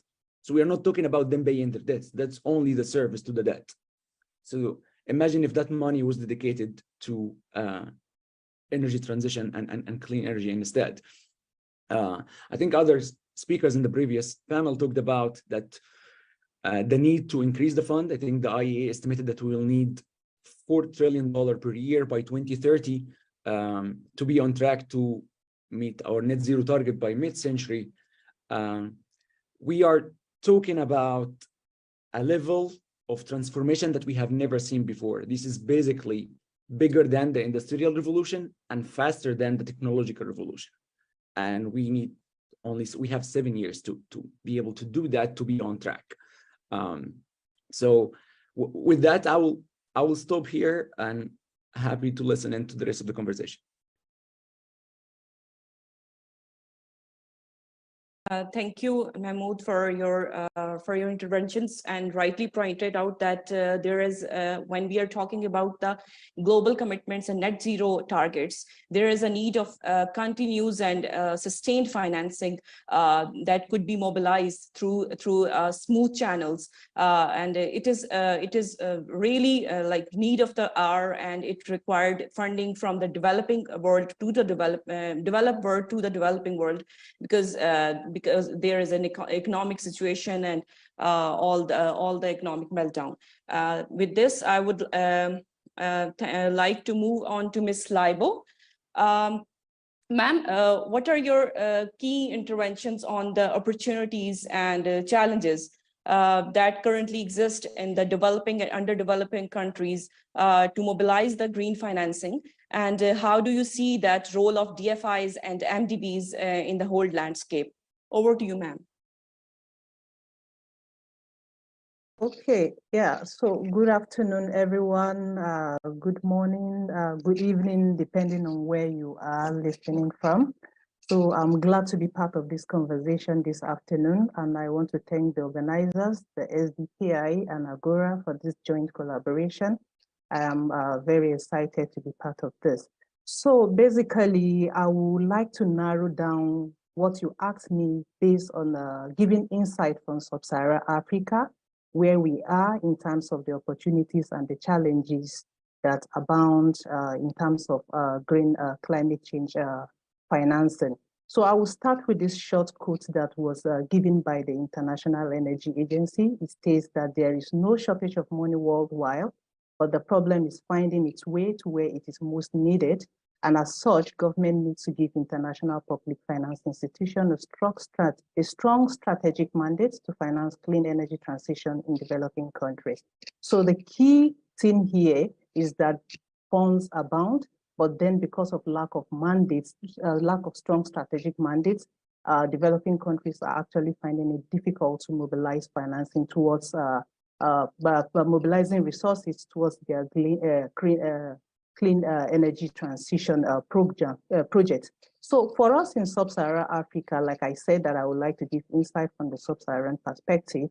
The context, what we have is that definitely we have also keyed into this global energy transition agenda, but then basically we are caught between the dilemma of both the energy transition and electricity access, because the average access rates of electricity in Sub-Saharan Africa is just like 50.6%.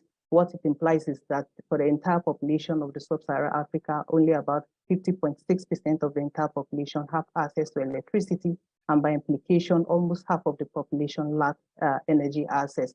So this is where we are as a continent, as a region in the world. So in trying to key into this global energy transition, we are also grappling with the problem of having access to universal electricity in the country. So where are we in terms of our energy transition? Where do we reach? So as reported by the World Economic Forum, the average in Sub-Saharan Africa, most of the countries ranked above 50 in the 2023 Energy Transition Index. And what this implies is that in terms of transition readiness, we seem to be lagging behind compared to other developing countries. So, and this also could be associated with the problem of the universal energy access and some other problem that we are grappling with as a region. And so, based on the climate policy initiative, they calculated that they estimated that $200 billion US dollars is required annually to reach to be able to meet up with our agenda of the climate change by 2030 for sustainable development, and then for some other specific transition plan that have been designed by countries also within the region. A lot is required. So what are the barriers that exist towards mobilizing these resources? So I would like to also narrow it down based on market barriers and then the institutional barriers. The earlier speaker touched on some of the market barriers, and this I will also expand a little bit on. So for the market barriers, we have supply side constraints in terms of the financial market development. Basically, the challenge in Sub-Saharan Africa is that the financial market basically is largely underdeveloped. Most of the countries in Sub-Saharan Africa cannot actually, they don't have a developed either deposit money bank or even the security and exchange money market is not as developed as what we have elsewhere. And this in a way has remained a challenge towards mobilizing resources for green energy projects in the region. And another supply side challenge that we also have is in terms of a macroeconomic stability. I think the earlier speaker talked about what we have in a country like Nigeria, where we have currency instability. Our exchange rate in Nigeria is quite unstable, and the current government is trying to unify to ensure that there are some level of stability. This in a way has served as a kind of a negative signal to investors into bringing in their financing. Because where you have this instability, currency flying up and down, you cannot actually guarantee whether you are going to recoup or get return for your investment. And as such, it serves as a constraint towards bringing in your resources into the market. And another supply side constraint also is in terms of the legacy system. We have a number of countries relying on grid electrification that are highly inflexible, and this does not allow for integration of renewables. So as a result, private financing, this has served as a kind of a challenge or kind of a barrier for private investors into for them to bring in their finance into the markets because they are not sure. There are no clear signals of what government is trying to do towards grid electrification, towards allowing the integration of grid electrification. And we have seen this in terms of failed plans and poor implementation. For instance, I think the Nigerian government initiated the National Renewable Energy and Energy Efficiency Plan in 2015 with a lot of laudable targets towards integrating renewable, both from the grid and off-grid side. But unfortunately, from the grid side, we've not seen anything happen.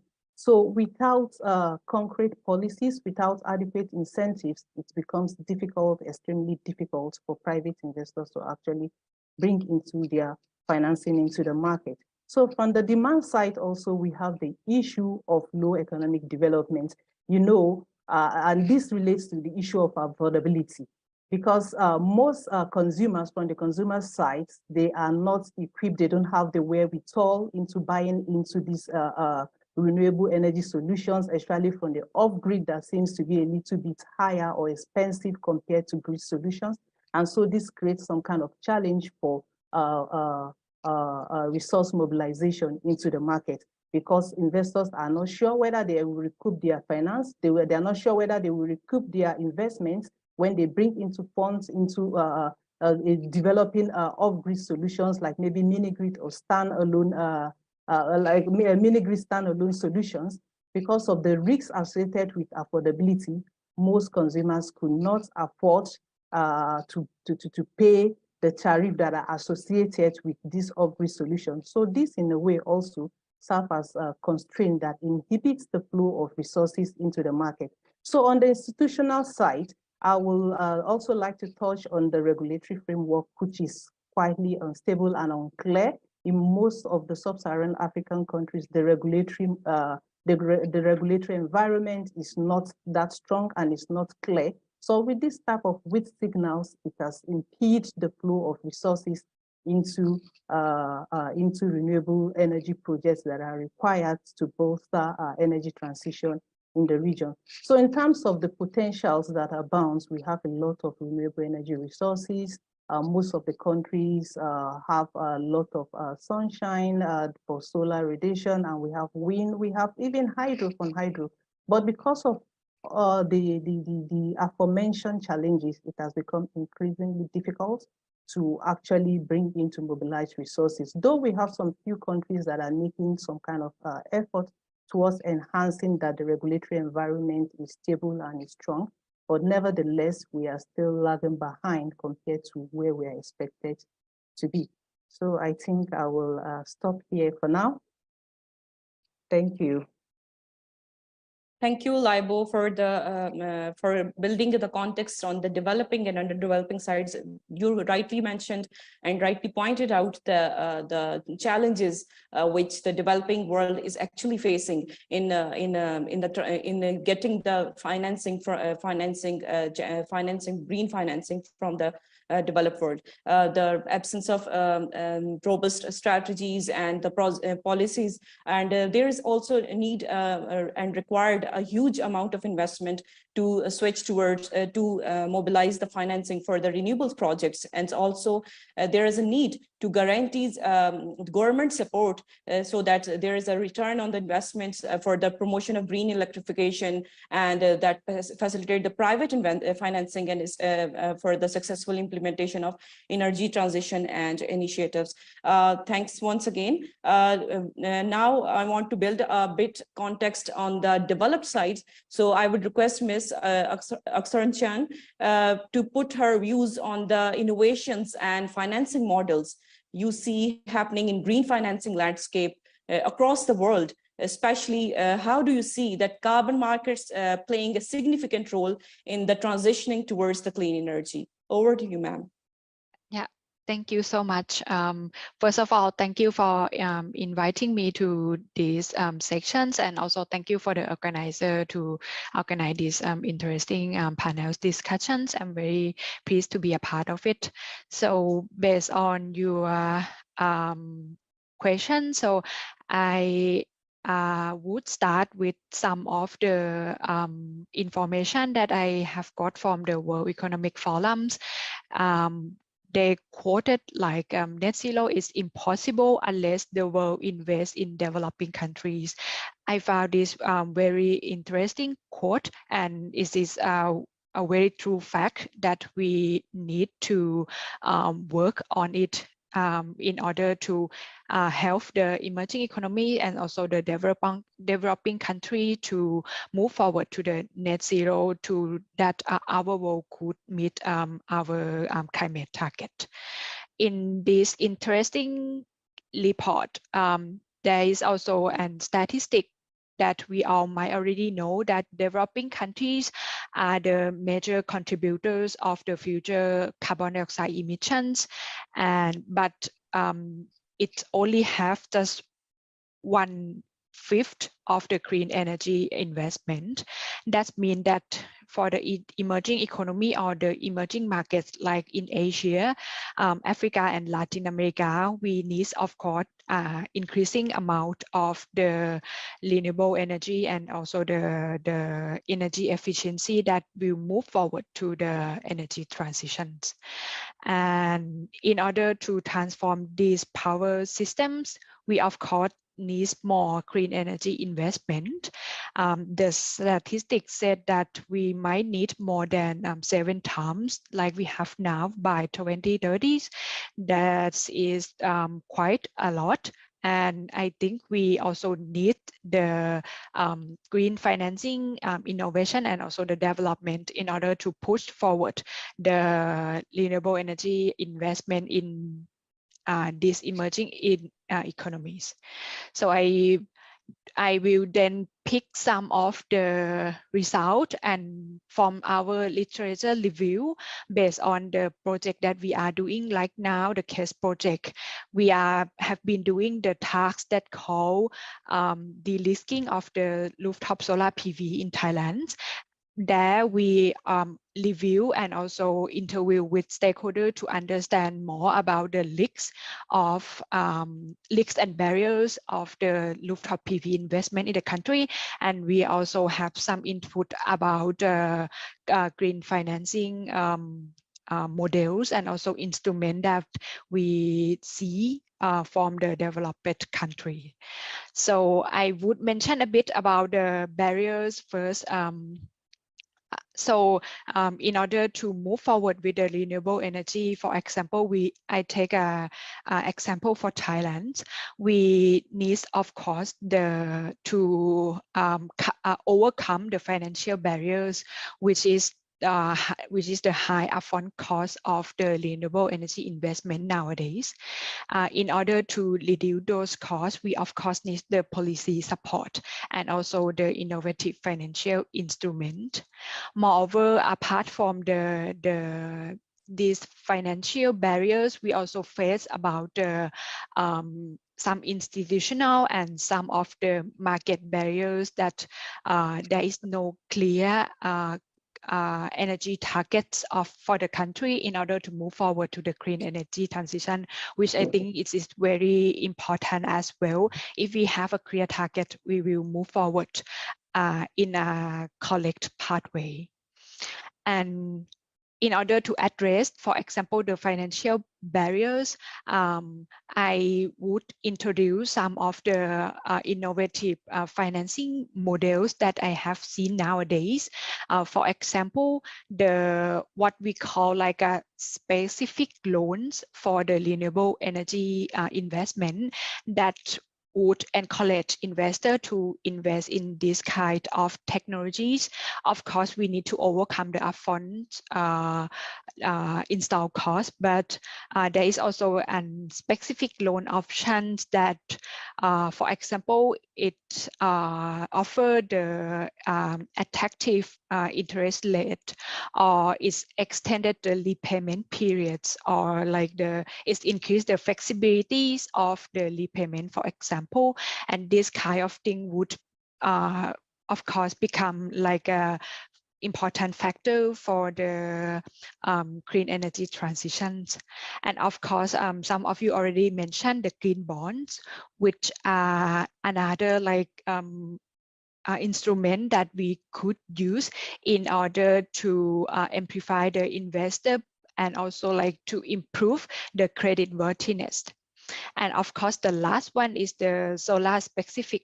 I would not say solar, but it's like a renewable energy specific insurance that it is also important to have this kind of insurance in order to increase the credit worthiness of the investor and also to prevent and cover some of the losses and also the damage from building this kind of renewable energy power plant, and that this investor might receive a loan more easily with this kind of insurance and guarantee. I have also some of the specific examples of the loans that I will give to the floor. For example, I have found the ADB that are in cooperation with the Thai government to support the solar self-consumption power plant in Thailand, which is like a loan agreement that's specialized for the solar investment specifically, which it would help to support the investment and also the development of the solar PV with the attractive interest rate and also like the flexible repayment condition that I have mentioned before.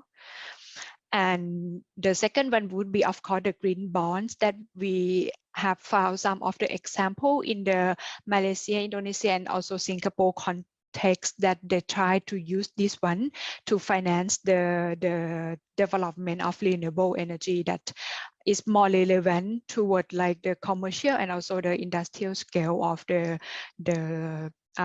renewable energy investment. And of course, the last one is the specific insurance solution that I have mentioned. I also have an example of the Malaysia solar energy company that signed the MOU with the Allianz Insurance to promote the solar flow insurance, which are helped to increase their credit worthiness and also prevent the loss. And yeah, that is more or less about the financial instrument that I would like to introduce to these panels. And also back to the question of the carbon markets. And from my opinions, I really see the role of the carbon market in the energy transition because of some of the few reasons. Of course, the carbon market would help encourage the emission reductions together with the policy support from the government. It could play one of the important role for the policy support in a specific country. And of course, with this carbon market, it will stimulate the innovation and also the technology development, especially for the low carbon technologies that would help toward the green energy transition as well. And another reason that I think the carbon market would help is it would help, of course, to foster the investment in the green energy project, to mobilize of the green energy investment and to promote the international collaboration. But in any case, it also needs to be mixes with other policy support, and we need to set up it in the way that it have a robustness and it have a transparencies, and to avoid, for example, the double counting.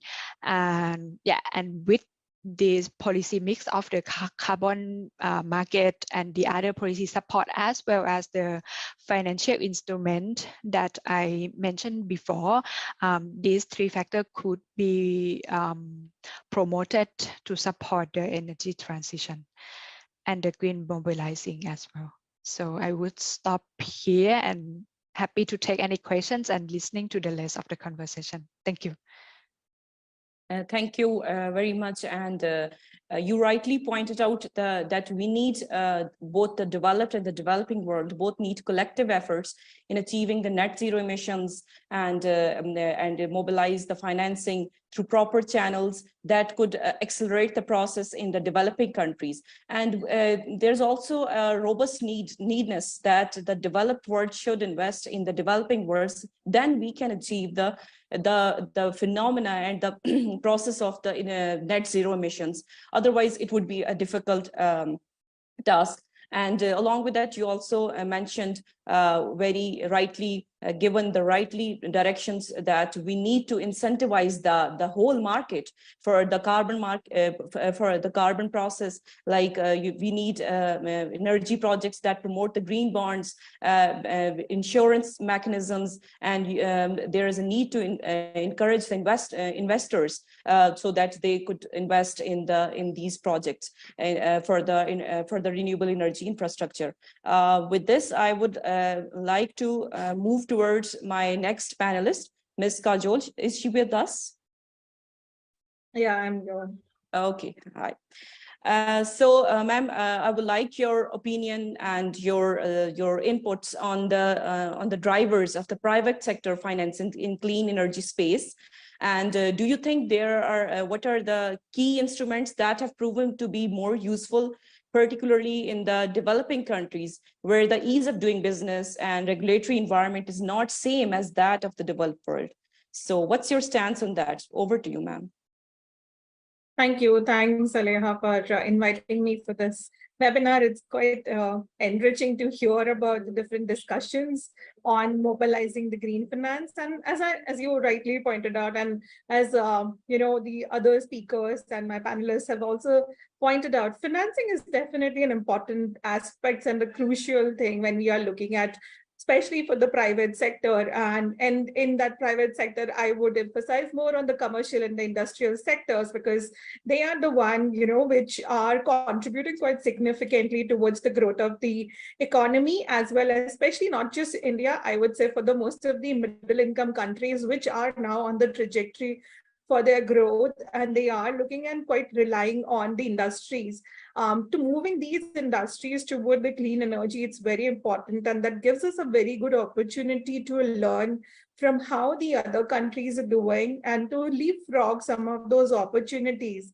But as we are coming from a middle income economies and countries, it's important that we also understand the significance of the finance that is going to be the crucial or the center stage for moving most of the transition, especially for the clean energy transition. And to curb the climate change, we require to infuse a lot of capital for the growth of the industries at the early and the at the early stages, and also for the overall growth, to bring in the working capital for them.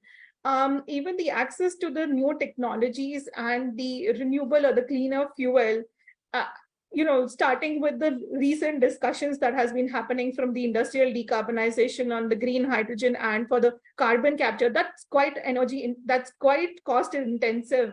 And the overall accessibility for the developing countries has been very limited to gather some of these technologies and for the installation. So it's very important that we look at how we can bring in the the finance for some of these industries. And when we are talking about the industries, especially the small and a medium scale industries are very crucial, and the timely infusion of the capital are very important for the small and a medium scale industries. And most of the countries, the developing countries, don't have the access for these small scale industries to have a clean energy finance or a green financing.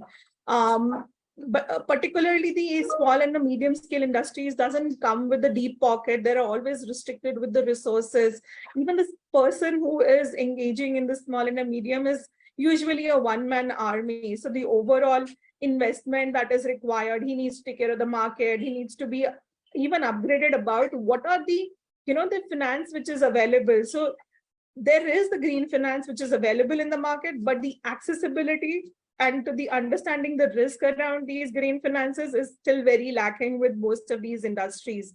So this is clearly then evident that, the green financial market is not the only problem, is not the availability of the green finance, but the access to the green finance. And there is mostly the, for the well-developed market and for the greener products, what are the different products, green or the clean energy financing products, different kind of mechanisms to bring it much more easily and to have that, ease of business. Because when we go on the field and when we speak to most of the industries, when they have to access some of these finance, then one of their major challenges, like with the restricted resources and with the restricted knowledge, they don't know how to actually apply for these finances. What are the risks associated? And some of these processes take so long that they are actually not very willing to even access some of these finance. So there is always then the green energy or the clean energy goes onto the back stove, and they are not able to take up the right measures and at the right time.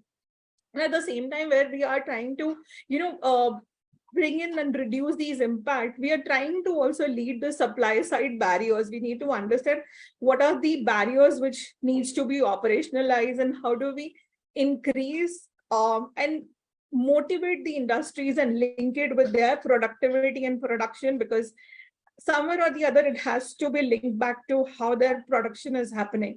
So one of the mechanism which is also getting started with the European carbon border mechanism, border adjustment mechanism, the CBAM, is going to be one of the motivation which will help the industries to look at doing more of the investment towards the clean energy and the green energy if they want to continue to be in the business. And this is the kind of the motivations or the pushes that are required. But how well and successful would these also, it's still something that we need to see. And what are the risks also associated? We cannot just say that this is only going to be the one successful mechanism. This is just one way to look at it, but we also need to create that ecosystem that they are able to put that investment and money around it and are able to push through their production and productivity.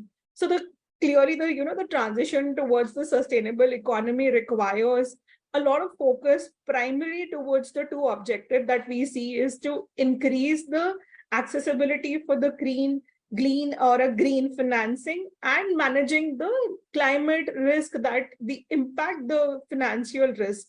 And to have that, we need to look at how better policy regulations can be put together.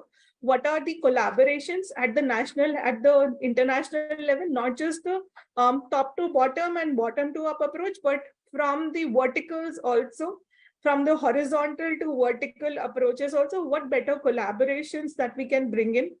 What are the different kinds of capacity building and the risk mechanisms that are there available? How can we reduce? What are the different studies that can be put together to understand what could help the industries to focus more on that?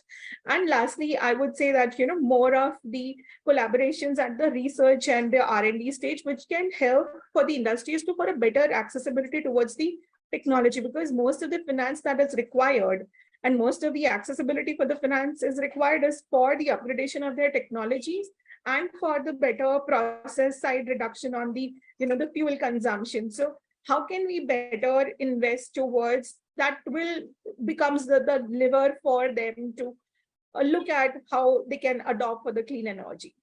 I take a pause here and then see if there are any questions or reflections and maybe come back later. Thank you, Kajal, for rightly pointed out and puts your thoughts on the challenges that the developing world is facing. Definitely, there is a need of robust policies that could accelerate the process of smooth process transitioning towards the clean energy resources. We recently working at STPI on the cement sector decarbonization. And when we have KIs or interviews with them, so they all decide that net zero commitments are unless viable for us, if they are commercially viable and they are commercially available, opportunities available for us. Otherwise, net zero is a difficult task, for the developing world, and also you also highlighted a very key intervention that we need a better policies that best fitted into the developing context. Like every country has different scenarios and different economic situations and climate challenges. So we need to collaborate with come up with the stakeholders that come up with the policy framework that could address the climate, energy, and economic challenges at the same time. Thanks for the wonderful interventions, Ms. Kajol. Now I would like to request my MIS team that Ms. Juliana is actually not present with us. So if they could play her recorded message. So over to you, Ms. Juliana.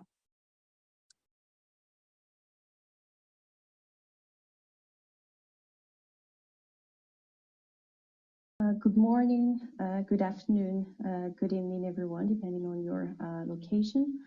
Thank you very much to SDPI, Agora Energy Wende, and the Enertrax Alumni Network for inviting me to be a panelist on today's highly relevant topic on green finance. My name is Juliana Angiansferen, and I am an advisor on finance for access to clean energy, mainly access to electricity at GIZ, and I am based in Madagascar. So my contribution will mainly focus on the context of access to energy. To set the scene, I'd like to start with this report that you are all probably familiar with. So according to the report, despite the potential improvement in the prospects of renewable energy and energy efficiency due to specific policy responses to the global energy crisis, there are still significant gaps in our required policy measures and financial support. So this is especially evident regarding the lack of universal access to electricity and clean cooking in developing economies. So projections suggest that achieving Sustainable Development Goal 7 by 2030 is unlikely. So these are key figures. Then when it comes to international public financial flows, the report highlights that support to clean energy in developing countries has been declining even before COVID-19, with a decrease of over a third since 2020 compared to the previous decade. So this trend, now in its third consecutive year, has resulted in a concentration of financial resources in a few countries. So this decline is very likely to hinder the achievement of SDG 7, particularly for the least developed countries, landlocked developing countries, and small island developing states. So this leads us to the conclusion that access to electricity to the over 600 million individuals and addressing the reliance on unsustainable clean energy sources for cooking are the primary point in not only the achievement of SDG 7, but also in making the transition just for developing and underdeveloped countries. To achieve universal access to electricity and clean cooking fuels by 2030, the annual cost required is approximately 45 billion USD, which accounts for less than 2% of the total expenditure on clean energy.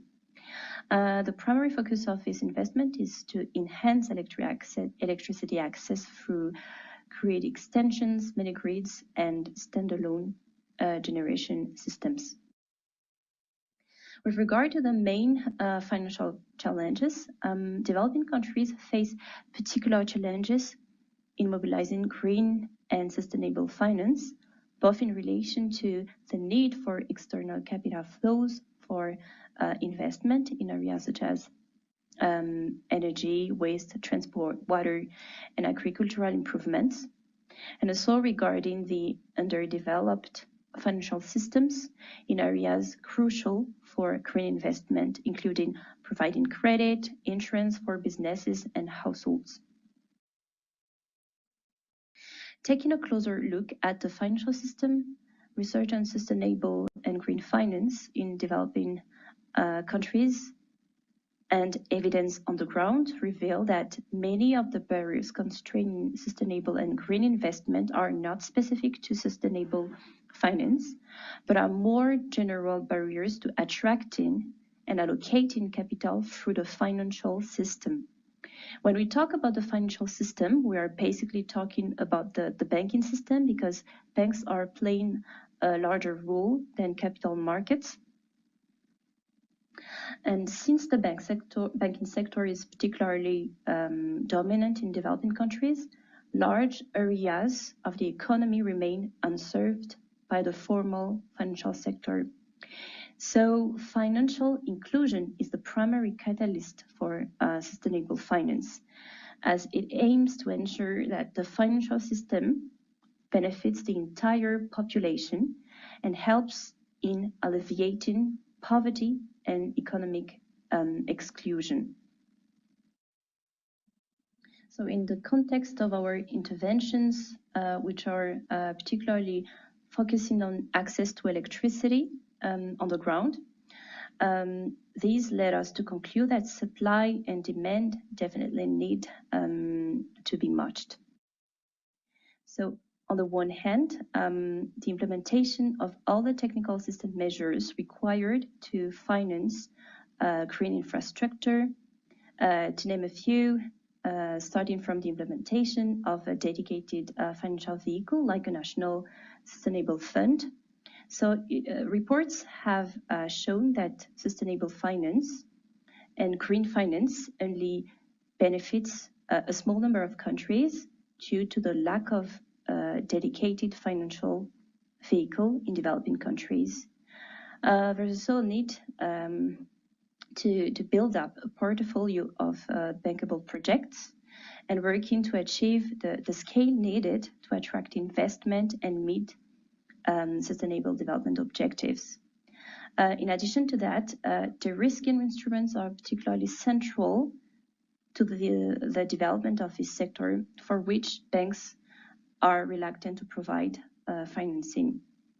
But interventions would be incomplete and ineffective if we solely focus on the supply side. On the demand side, access to finance for end users would guarantee the viability of electrification projects as well as economic development. So we should mirror supply side measures, including a dedicated financial vehicle. So enhance demand stimulation through the promotion of productive use of energy and design tailored or proper financial instrument.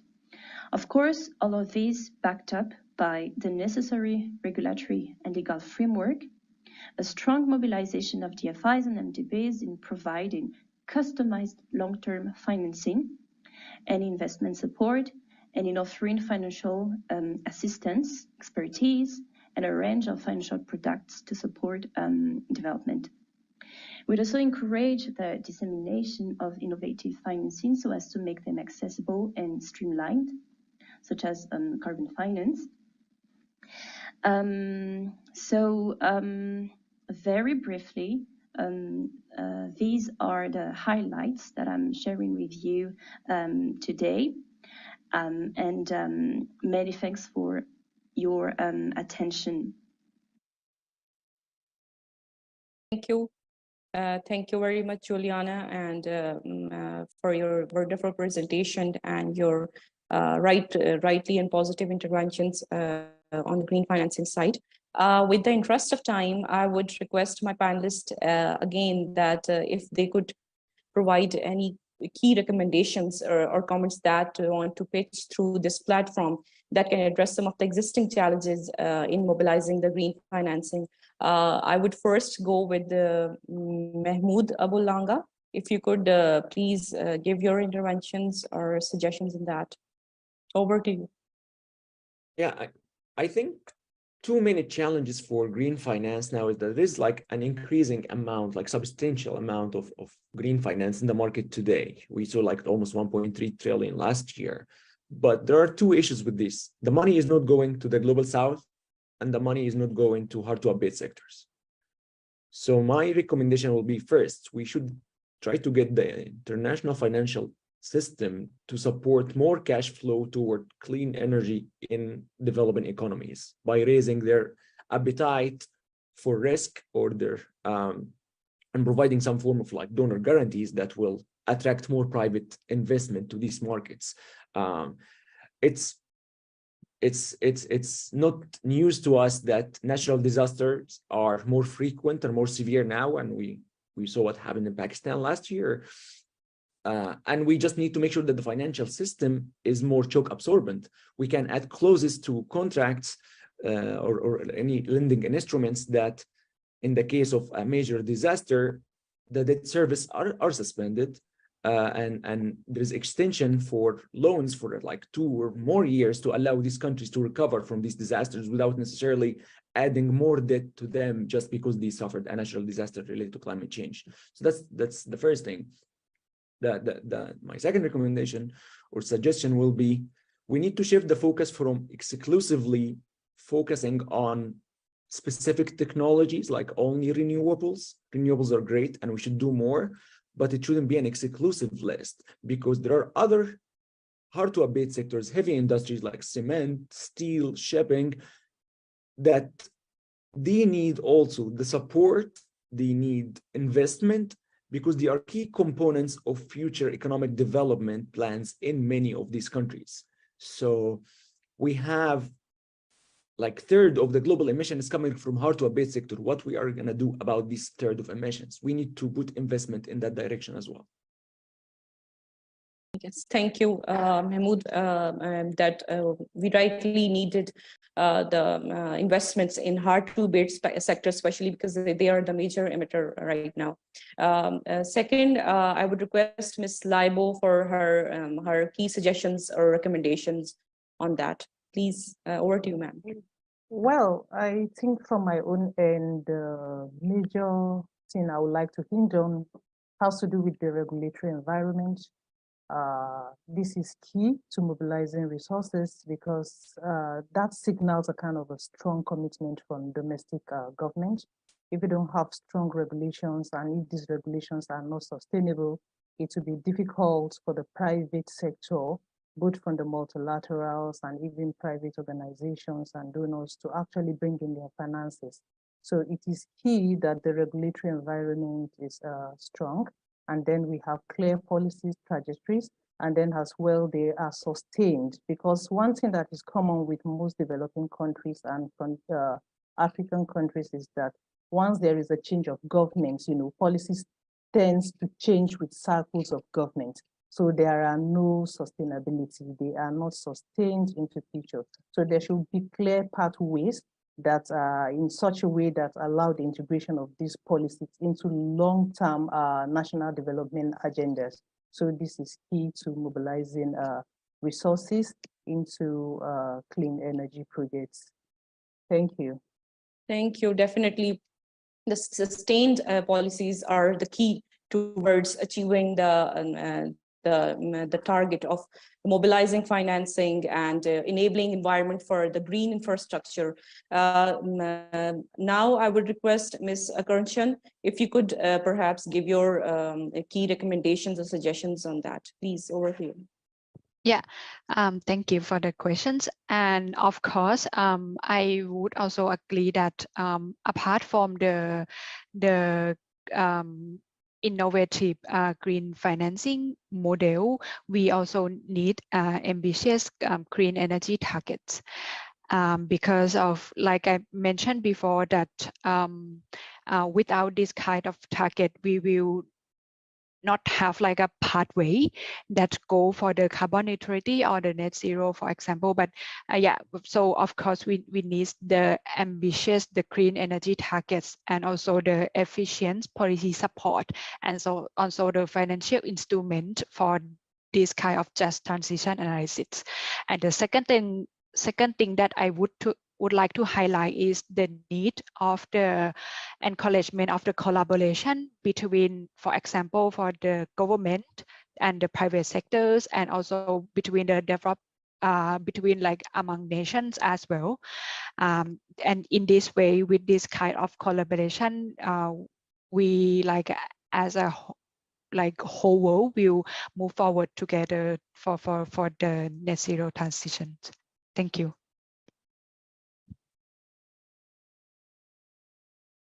Thank you, everyone. And it's been a wonderful session so far, and I really enjoyed your interventions on the green financing side. I would like conclude this session that we get a lot of a wonderful debate on how to mobilize the green financing, especially for the developing context.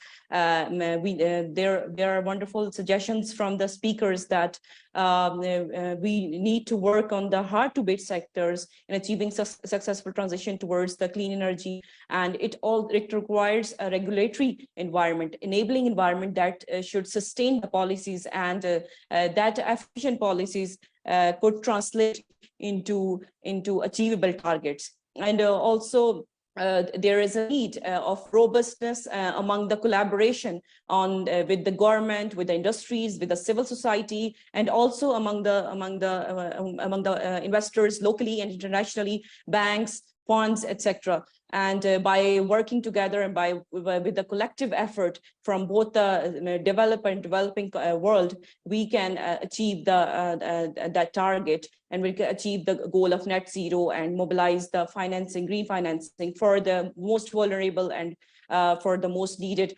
infrastructure. With this, I would hand over my suggestions and my comments towards Ubaid, and thank you for joining again. Yes, thank you so much, Saleha. I think it has been a great, wonderful discussion. A lot of people coming in. I'll just initially I'd actually like to echo what most of the panelists have already mentioned, but yeah, again, just adding a few points from my end, just again echoing what has already been discussed, a bit, giving it side angle. I think, I mean, when we talk about green financing in last few years, I mean, if you look at the financial sector, that has actually undergone very structural shift to become larger, more efficient, and innovative. I think I can also mention around that. I mean, now through the introduction of these different financing mechanisms, such as I think Mahmoud very clearly mentioned those. Again, I'm just naming some of them. They are private equity funds, investment incentives, and by tapping into new financing markets and introducing financial reforms, many countries have actually tried to alter the way the sector actually operates. Now, again, talking about how this is actually being driven, I think if we look at particularly, I'll be talking more about the perspective of the developing countries, that over the past few years, if I look at the investment figures, the key sector that have actually attracted investment, that 4 to 5 parameters have been very important. One is the bankability of the projects, because again, private sector is here to make the business, and the business potential of investment and any guaranteed return of investment. Any fiscal incentives and other policy measures, including subsidies, amnesty schemes and tax reductions coming under that, risk securities and guarantee mechanisms. So I think these are some of the very key parameters that have actually driven the investment in these countries. Now, again, just linking it with that in the backdrop of the poly crisis, which we're actually going through, I think taking lead from what Kajal has also very importantly highlighted, the mobilizing the private sector finance could be actually one of the very key areas. Again, but however, the flow of investment from the private sector to clearly support the energy transition has actually remained limited due to, I believe, a number of challenges ranging. I mean, if I'm just giving a brief of the context from Pakistan, so it actually the policy inconsistency and again the access to bankability of the projects, that has been actually one of the very key challenges. And again, because once you go into a policy and regulatory uncertainty, I mean, the interest of the international investor, that is actually significantly hampered. And then I think the financing of the low carbon projects, I think there have been a very limited recourse around that. I think I was just recently in contact with one of the private sector investors, and I think they actually complained that there is a lack of bankable projects and bankable studies as well. So yeah, perhaps this is also another area which we need to address. And then I think they are financing the there are some market imbalances as well. Many investors think of these renewable energy or clean energy projects as very high risk investments as well. Perhaps we need to extend the debate. I think I completely agree. Many of you highlighted that the debate also needs to be extended at that. And I think just in line with the discussion, if I also have to make some of the key recommendations, and I think we need to come up with some very stringent and clear policies with well-defined targets and goals for the energy transition. And I think if we have to make a case for renewables in the financing, the additional concessional financing windows should be provided for renewable energy offtake. And it could perhaps be introduced as a priority sector for commercial lending, thus eventually increasing the credit availability and higher participation from the commercial banks as well. One point which I have actually observed, particularly in the case of Pakistan, is that the capital cost and tariff structure of the project must be streamlined and made less resilient to external shocks. I think Liabo also highlighted the point that the policy inconsistencies and the government's change also hampers a lot of this as well. And I think for the private sector, I guess, Kajal has already highlighted many key points, but I think the private sector funds can be tapped through very collaborative working of the civil society, the provincial federal governments to pilot some of the very innovative business models, the delivery of energy services, especially the ones which can actually improve income generation and provide some business opportunities.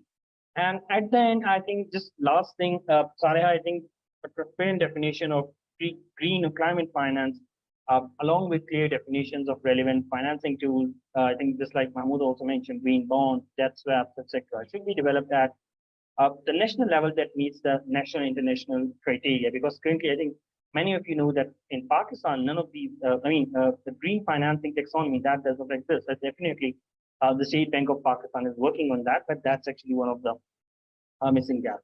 So to address this objective, it is very crucial to establish a well-equipped what we call task force comprising of these technical experts. So yeah, that would again be very key point. So with this, I again thank all of the panelists. This has again been a very wonderful discussion. Again, thank you all. Yeah, I think a lot of key takeaways, and I think just to point out one thing, that this does not end here. We'll actually be very shortly, perhaps in a week's time, we will be coming back to you with a very concrete document based upon both the panel discussions which we actually had today. So yeah, once again, thank you all. I think we're already 7 minutes above time. So yeah, I think with this, I'll go to a final vote of thanks to Dr. Khalid Wali. And Dr. Khalid is currently working as a lead researcher at the energy unit of STPI. So yes, Dr. Khalid, final vote of thanks. Thank you so much. Thank you so much, Obad and everyone. I am audible, huh? Obad, I'm audible? Yes, yes, yes. Okay, okay. Thank you so much, everyone. I would like to name everyone, their organization, especially Agora, RCR, EEE, IESR, Global Green Growth Institute, then World Resource Institute from India, Nigerian Institute of Social and Economic Research, then C2ES, and then ENERTREC. Thank you so much for your valuable insights. I think what we need is we need to have this integrated sort of approach to tackle this climate crisis, which is integrated into our life now.